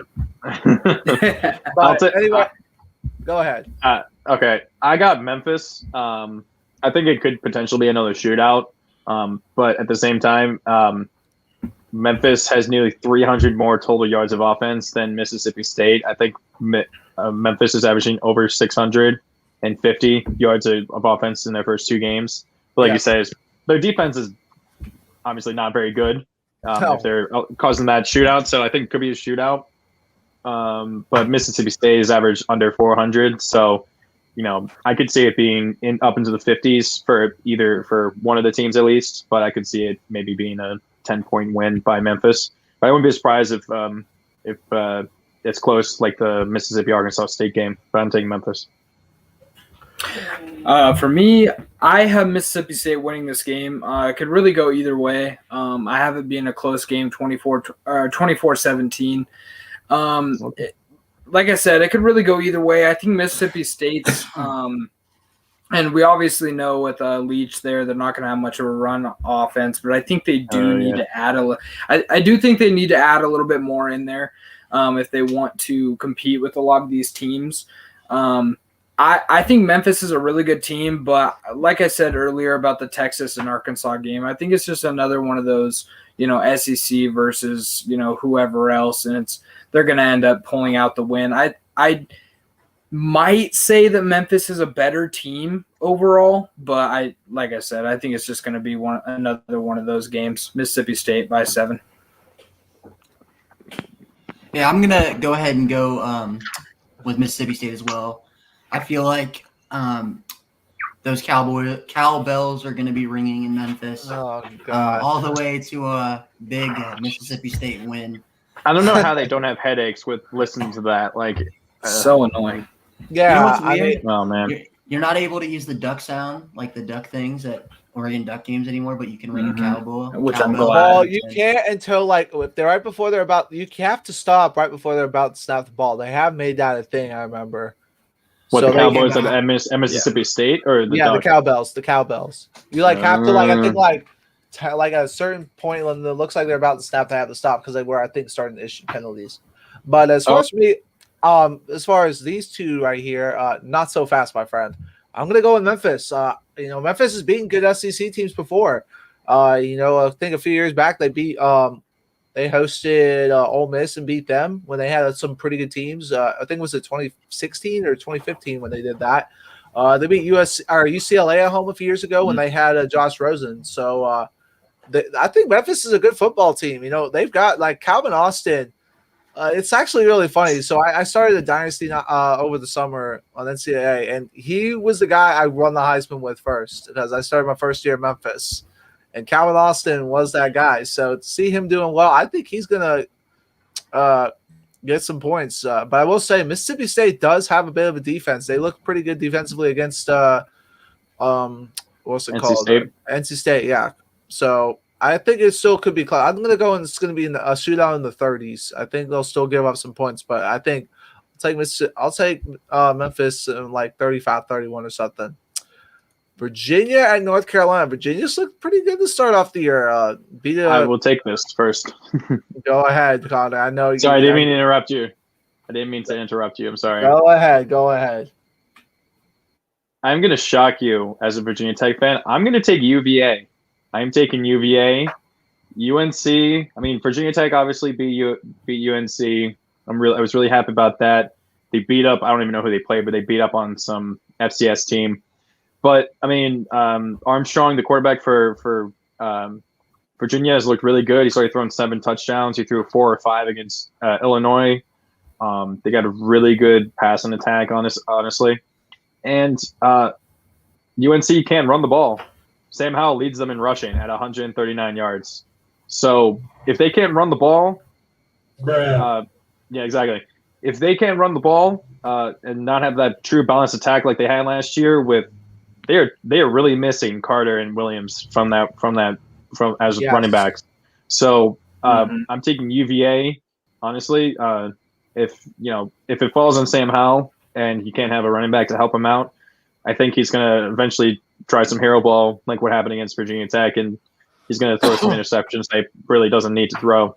I'm taking it 28-24.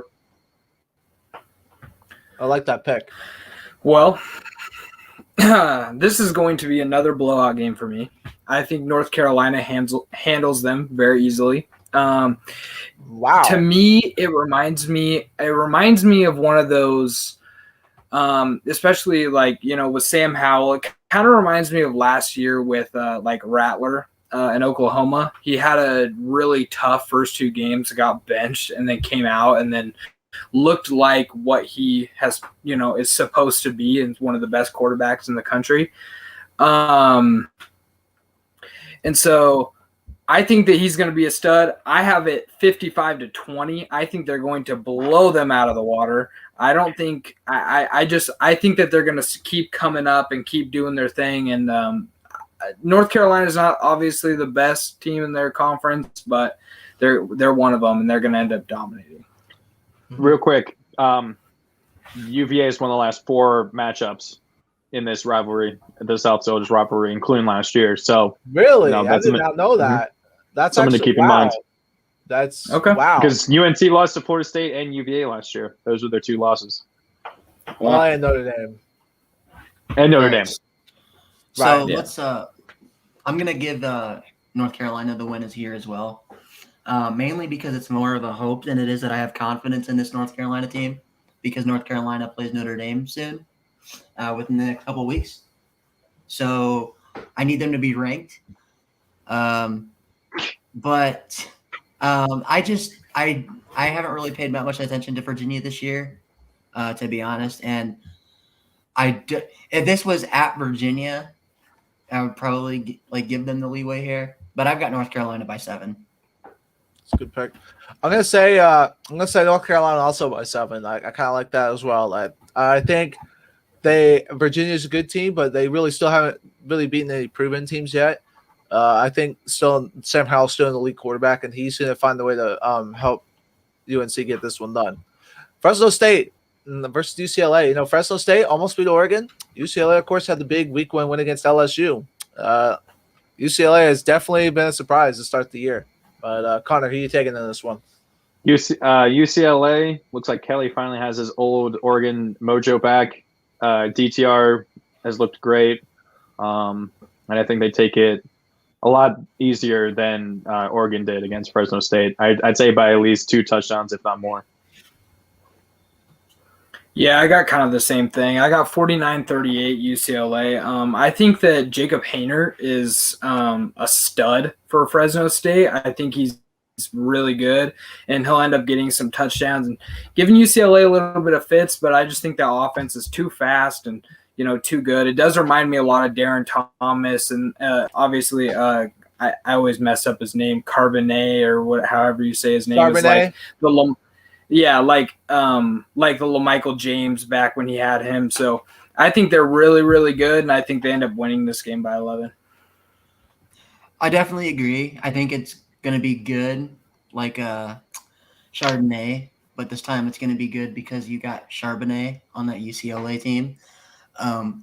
So, yeah, I got UCLA in this game, but I will say this. I think it's closer than people think because of how Fresno State played against Oregon. I could see UCLA winning this game only by 14. I know that we got Joshua in the comments saying by 21, but I think Fresno State is maybe the best team in the Mountain West, if not the second best, because I don't know how I feel about Boise State right now. But, yeah, go Bruins. I'm going to go with UCLA by 17. I think they are a legit team. I think their offense is really good. Their defense still might have a little work to do, but, yeah, I'm going to take them by 17. Game I originally wasn't going to put on here, but then I saw the spread, and Cincinnati, Indiana. Now, the reason I'm putting this on there is I believe Cincinnati is only a 3-point favorite. Really? It did get bumped up to 4. Yeah. It did get bumped up to 4. Okay, but That's still really definitely surprising. was not expecting that, especially with the way Indiana looked week 1 against Iowa. But yeah, Cincinnati and Indiana. Who did Indiana play last week? I can't remember. I saw nobody. Okay, I'm still taking. They played Idaho. Good old Idaho. Oh, Idaho. Okay, I'm still taking the Fighting Josh Allen's. Nice. I'm taking Cincy. I'm sure Brady's not watching, but until Cincy plays Notre Dame, I think that's going to be the true litmus test for how good they are. But that spread is surprising, but it's probably just because it's at Indiana. Yeah. Again, I think that'd be more closer to a touchdown, if not higher, if it was at Cincy. So I think it probably could be within a touchdown, maybe two, but I'm taking Cincy. Yeah, I got the same thing. I think it's going to be a close game just because it is in Indiana, and I think we're kind of underestimating Indiana a little bit just based off their performance against Iowa. Obviously, Iowa's a top 5 team. I mean, they're extremely good. I think Cincinnati could be up there, but I have it 28-24. I think it's going to be a close game, but Cincinnati pulls it off. Yeah, I kind of get the same thing with Lucas. However, I think Cincinnati wins by 10. I have lost all faith in Michael Penix Jr. Through the first 2 weeks. Oof. I mean, Wow.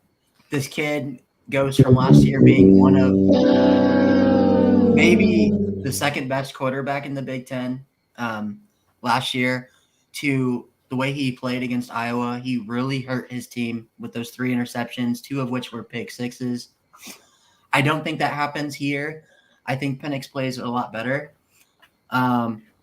But I just been really disappointed in Penix so far. I really want to take Indiana as a Notre Dame fan.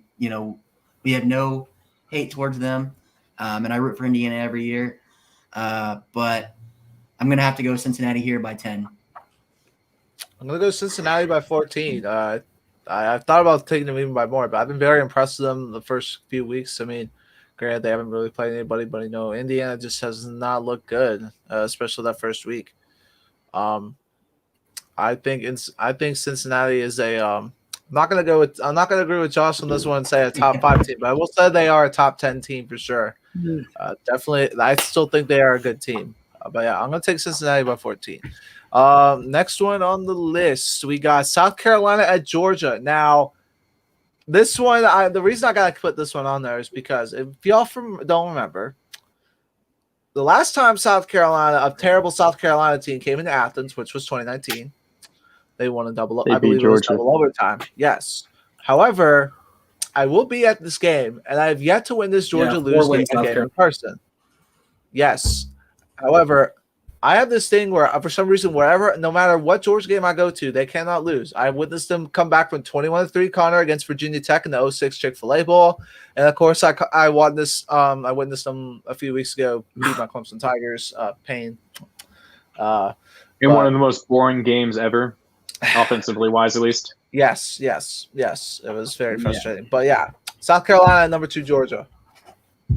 Georgia. I mean, even without your weird Georgia curse or whatever, making sure they always win. Maybe you should go to the national championship. Maybe that would guarantee them a win. No. Not if it's against Clemson. Absolutely not. If it's against Alabama? Yeah, I'll do that. Okay. No. We got to make enough. We got to make sure we get enough people. Hey, Georgia. No, but I'm taking Georgia. You said South Carolina went in there 2 years ago and a really bad South Carolina team and beat them somehow.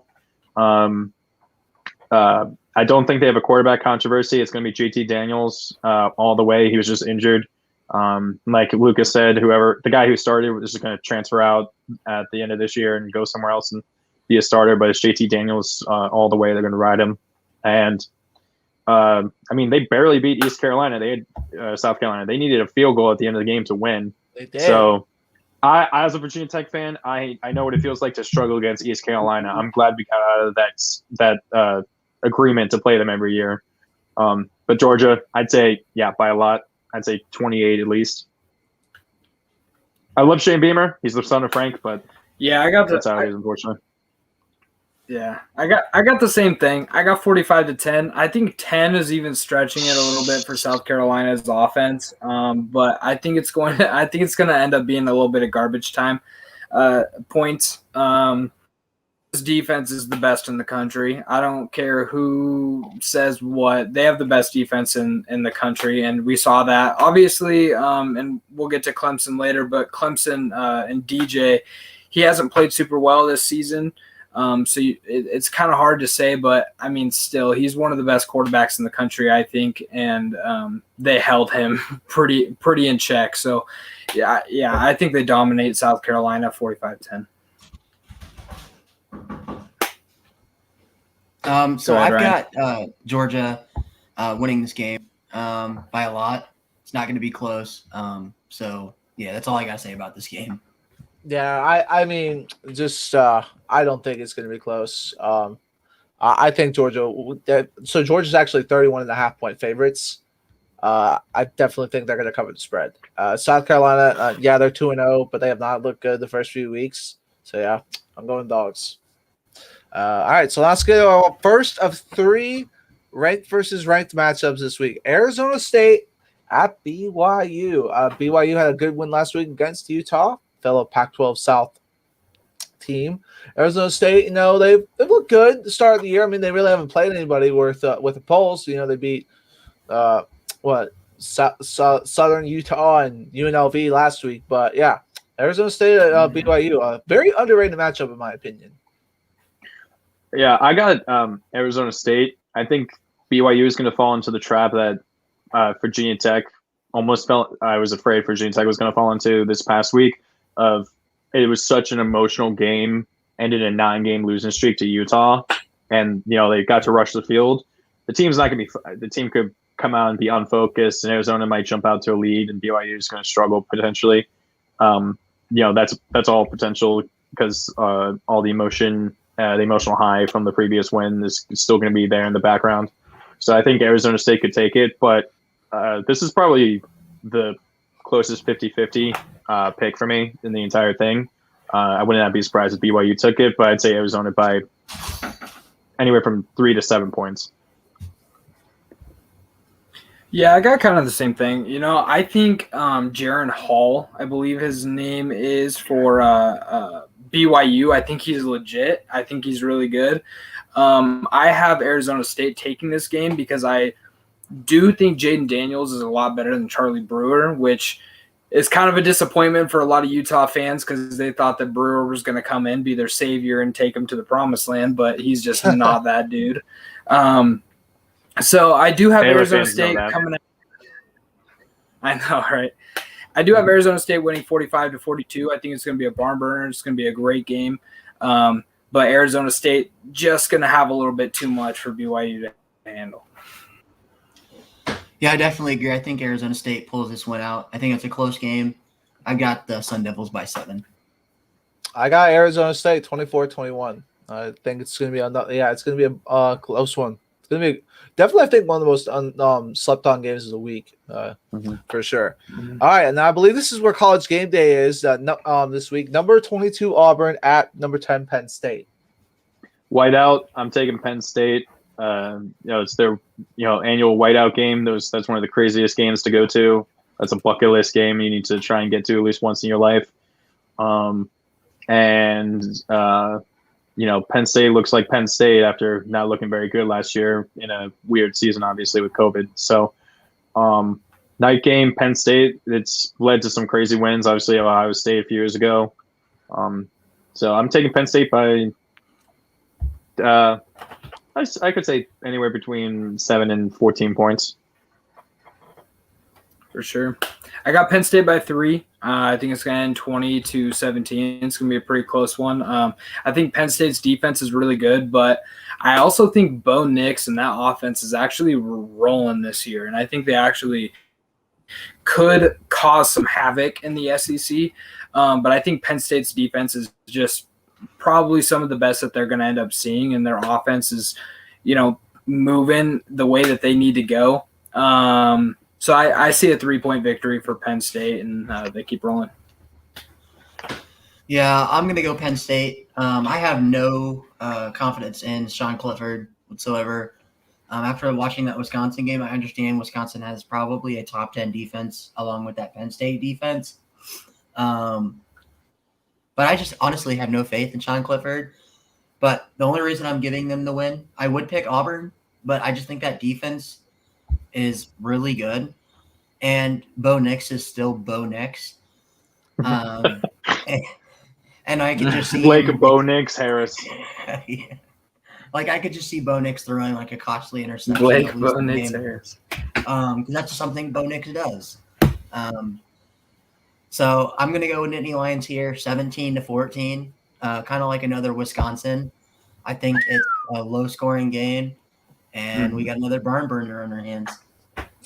Wow. First of all, Bo Nix for Heisman. But I will say, Auburn in their first 2 games, I think it's the first time they've scored 60 in back-to-back games for the first time since 1937. But to be fair, they were against Akron and Alabama State. I think though that Auburn definitely is going to have Penn State is going to have to keep up with Auburn, as like Joshua said. They're definitely going to have to keep up with Auburn's offense, but Bo Nix is going to Bo Nix. I'm going Nittany Lions by 7. Now the biggest game of the week. I just feel like this one has not been talked about as much as it should be. Number 1, Alabama versus in the swamp, taking on number 11 Florida. Of course, Alabama looked really good week 1. You know, they had an easy dub last week against Mercer. Florida's looked pretty good as well. I mean, to be fair, they really haven't played any teams with a pulse, but they have 2 capable starting quarterbacks. The Fighting Emory Jones. Except everyone wants Anthony Richardson. Yeah, nah, they're not the Fighting Emory Jones. They're the Fighting Anthony Richardsons now, man. But of course, this is a rematch of last year's SEC championship game, of course. But the question is Florida's defense improved enough to keep them in this game? Until proven otherwise, it's Bama. Literally, until we actually do see them actually lose, it's going to be Bama every time. Yep. I think Anthony Richardson gives him a much better chance as long as he's healthy. He seemed to pull a hammy on his long touchdown run he had. There was like 70-something yards against who did they even play? Was it Florida Atlantic? No, it was USF. USF, yeah. So USF. Yeah. Until I'm proven otherwise, I love Magruder. Not as a Cowboys fan, but he's pretty funny. But until proven otherwise, the Fighting Scooters are going to lose to Bama. The Fighting Scooters, I love that. The Fighting Scooters. No, the Fighting. I think the same thing. What's it? Funny Maine. He's the Bama fan. Yeah. Oh, I have no idea. Okay, Lucas. But sorry, my bad. I don't think this game is going to be close. No worries. I don't think it's going to be close. I think Bryce Young he's the front runner for the Heisman. I think it's going to stay that way for a long time until somebody shows us otherwise. I think he's extremely good. This defense is really good, and I'm giving Florida a little bit more than maybe what they'll end up getting with 28 points. I think it'll end 45-28. But I do think Florida's offense can roll and put up points. So we'll see late in that game if they can put up some extra points. But it's roll tide for sure. Ryan? I got to go with the tide. Ryan. I'm going to say okay, I was making sure I wasn't muted. But no, go. I'm going to say roll tide by 17 points. Yeah, roll tide. You know, it's kind of it's like Connor said. You know, until someone beats them, you know, they just look like so far the most complete team. I think Florida will score some points though. Don't get me wrong. All right, so that's enough of the big games. Now, of course, we have all of our teams' games. We're going to start off with Lucas's the mighty Stony Brook taking on number 4 Oregon. Lucas has to go last, obviously, for this. Yes. Each person has to go last. Okay. Stony Brook will lose by 35 plus, Yes. if not more. I'm not going to even try to make a weird comparison somehow or make a weird connection between Stony Brook and Oregon. It's, you know, like whatever Josh tries to do on the Harris Highlight Show. So Oregon, 35 plus, if not more. This is going to be an easy, just, you know, nice cakewalk after a big emotional win, I think. And Oregon's not prone to letdowns like Virginia Tech is. So, you know, You got it going. You want to go first, Andrew, or do you want me to go? You can go ahead. All right. So I'm going to just say, Sco Ducks. Sco Ducks. Yeah. Sco Ducks. I mean, that's really all there is to say. They're gonna roll. Yep. Now for my team, we're gonna go with Georgia Tech at Clemson. Lucas you didn't let. Excuse me. So I got 56-21. Yeah, you just played yourself, Luke. I did play myself. So in this game, I got 63-21. 56-21. Okay. Mostly, and I'm giving Stony Brook 21 points because Oregon has actually historically given up a lot of points, which 21 a lot of points, against no-name opponents. So I see 56-21, and it's actually kind of funny because Stony Brook's their men's basketball Instagram page, official page, comments on like everything that Oregon does, like because since we've been on the schedule. So they always comment like, "Oh, Stony Brook by 40" or something like that. It's kind of funny, but yeah, Oregon rolls. Yeah, I definitely agree with that. Oregon's gonna roll. All right, so now before I cut off Lucas again, and sorry about that, by the way. Georgia Tech at number 6, Clemson. Go Tigers! I'm for Clemson love for those who don't know. This is good. This one was, I think Georgia Tech hasn't beaten Clemson since 2014, even though they do own the series by quite a lot. It's been, ever since 2014. It's really the past decade. It's been all Clemson. I just want to see another Georgia Tech player block his own teammate during a fumble recovery. That was great. Did you guys see that? Yes, I did. I had that on my top 25 plays. Yeah, a guy wasn't even paying attention. He just gets shoved by his own teammate and gets the block to get the touchdown. The dude literally looked at him like, bro, what the heck? Like after you could see him just like, yo. Like what? He doesn't even see that there's an opponent. He doesn't even realize he's sitting on the opponent on the ground. He's just like lying on top of him. Clemson, I mean, Georgia Tech it's kind of interesting that they finally are going away from the triple option after so many years under Paul Johnson. It's been a struggle so far for them.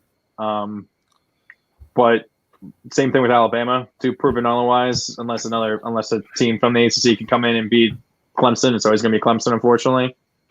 So got Clemson by at least 21, maybe actually 28. Yeah, I got Clemson winning big, 42-7. I think Clemson has the second best defense in the country. Is that your brother? No, that's my based mom. off of everything that they've done. That's your mom. My brother is. Really? It's actually sorry, Lucas, to cut you off. My brother is actually a Georgia Tech student right now, so this is a sibling rivalry technically. But sorry. Did he grow up a Clemson fan as well, or was he always a Georgia Tech fan? So it's actually funny enough. Both my parents are Georgia Tech grads too, so I'm literally the odd one out here. Or at least you've had that to dangle above them, the championships and stuff. Yeah. But anyways, so I think this is DJ's coming out game. I think this is going to be the game where he has all the confidence in the world, and he comes out and he just puts on the performance that he should as, one of the best recruits in the country. So yeah, I have a winning 42-7 domination. Yep, go Tigers by 28. I like that, Lucas. I actually like that a lot. Tiggs by 90, dang it. No, I'm just kidding. Although they did win 73-7 last year, but so it is possible. But no, I think this is actually going to be DJ's coming out party as well. I think he's really strong. He even struggled last week somewhat against South Carolina State. I do think this is going to be his coming out party as well. But I got Clemson, we'll say 56-10. Now we'll go to Ryan's team, the old Notre Dame Fighting Jack Cones, as they take on Purdue in the Battle of the Shillelagh Trophy. Okay, Notre Dame, but as mentioned before, I wouldn't be surprised if they struggle. The real MVP for this season so far has been the athletic trainer fixing Jack Cohn's dislocated finger on that touchdown pass. So you gotta make sure he's there the entire time next to Jack Cohn. He should be out there on the field in pads, just standing next to him, make sure he can fix anything that breaks on Jack Cohn. And of course, Tyler goes absolutely ballistic anytime Jack Cohn does anything wrong because he wants Bruckner in there. Is that correct? Is that how you say his name? Right. Tyler Buckner. Buckner. So he wants Tyler Buckner in there. Jack Cohn will take them as far as he can. Ooh, Joshua. I could see it being by a touchdown or less for Notre Dame until they, beat a team by more than 3 points. they're going to keep falling if they keep winning. If that keeps happening, so Yeah. I'm still taking Notre Dame. But like I said, All right. if they well, struggle again, I'm not going to pick for them. Here is my not so fast, my friend. Joshua beat me to it. I have Purdue winning this 35-31. I'm sorry, Ryan, and this is no hate on Notre Dame. This is me actually just knowing college football. I think Purdue is going to end up beating them. I do think Notre Dame is a better team than Purdue. But had to throw in somewhere. I do think Notre Dame is a better team than Purdue, and I think this is going to end up being one of their maybe 4 losses this year. And I know it's hard to hear that, but 4 losses. Wow. I just think that Notre Dame's been bailed out. Yeah. Notre Dame's been bailed out so much. I don't think they're going to keep getting lucky. This is the best team that they've played thus far. And I got Purdue winning by 4. Yeah, Ryan, I'm gonna say the exact same thing. Not so fast, my friend. I've got Purdue. You know, I'm not gonna lie, I was back and forth on this game a lot, but Purdue's look pretty good. I'm gonna go 31-28 Purdue on a last second field goal. This is just where the luck of the Irish runs out. Okay, so I'm going to say that the luck of the Irish continues, and that's just because I have no faith in Purdue. This is nothing about me thinking Notre Dame's that good. I honestly only have them winning by 7, so you can see us dropping a little bit again. But the reason I would say Notre Dame by more because I do think Notre Dame is significantly better than Purdue. The reason I'm only giving Purdue even close to 7 points in this game, to us, is that man George Karlaftis is something else. He is a one-man wrecking crew on that Purdue defense, and whenever he comes out in 2 years from now, he is going to be a high draft pick, maybe a top 10 draft pick. And I know with producing how Notre Dame's offensive line struggles on the left side, they're definitely going to switch Karlaftis to that left side of the O-line. Now that we're down to our 4th string left tackle. So I just think that what's going to end up happening in this game, Jack Cohn's going to play like crap again the first half. Fans are going to tell Kelly, you better put Buckner in. Buckner's going to come in and throw for 3 touchdowns, run for another one, and it's going to be a 35-28 Notre Dame win. All right, that's fair. It's definitely going to be. I think it's definitely. Okay, fair enough. They're definitely going to have to fight. They're definitely. It's going to be a dogfight. I think for sure. I think we've all agreed to that. And last but not least, probably definitely the close. This is also going to be a very close game, and one of which I was very surprised on the money line. Number 15, Virginia Tech, Connor's team at West Virginia. West Virginia is a 3-point favorite, which I was genuinely surprised by considering they're 1-1. I'll go ahead and go first. I think Virginia Tech wins. I'm going to give Connor a break this week. I don't think they pull a Virginia Tech from a couple years ago, or Virginia Tech as how they've been in the last 10 years. I think that they go into West Virginia, and I think they beat them by 14. All right, I'll go. So, yeah, I think it's going to be a 7-point victory for Virginia Tech. I think Virginia Tech's a much better team. Obviously, I know Braxton Burmeister very well and didn't work out too well at Oregon, but I think he's kind of found his rhythm. It's going to be one of those games that comes down to the end, but I think Virginia Tech is just the better team than West Virginia, and they end up winning 28-21. Country roads take me home. But not this week, West Virginia. I got Virginia Tech. Country Roads is about not West Virginia, but Western Virginia, the Blue Ridge Mountains, which does not go through West Virginia. So it's about Virginia. So I don't know why they have that song. I'm just letting you know. It's Blue Ridge Mountains, Shenandoah River, and that goes right past Virginia Tech. Yes. So, okay. Real quick, Ryan. Virginia Tech – prime Virginia Tech would have been losing to Middle Tennessee State last week after beating UNC. That would have been prime Virginia Tech. This is a little different. Second, West Virginia lost to Maryland.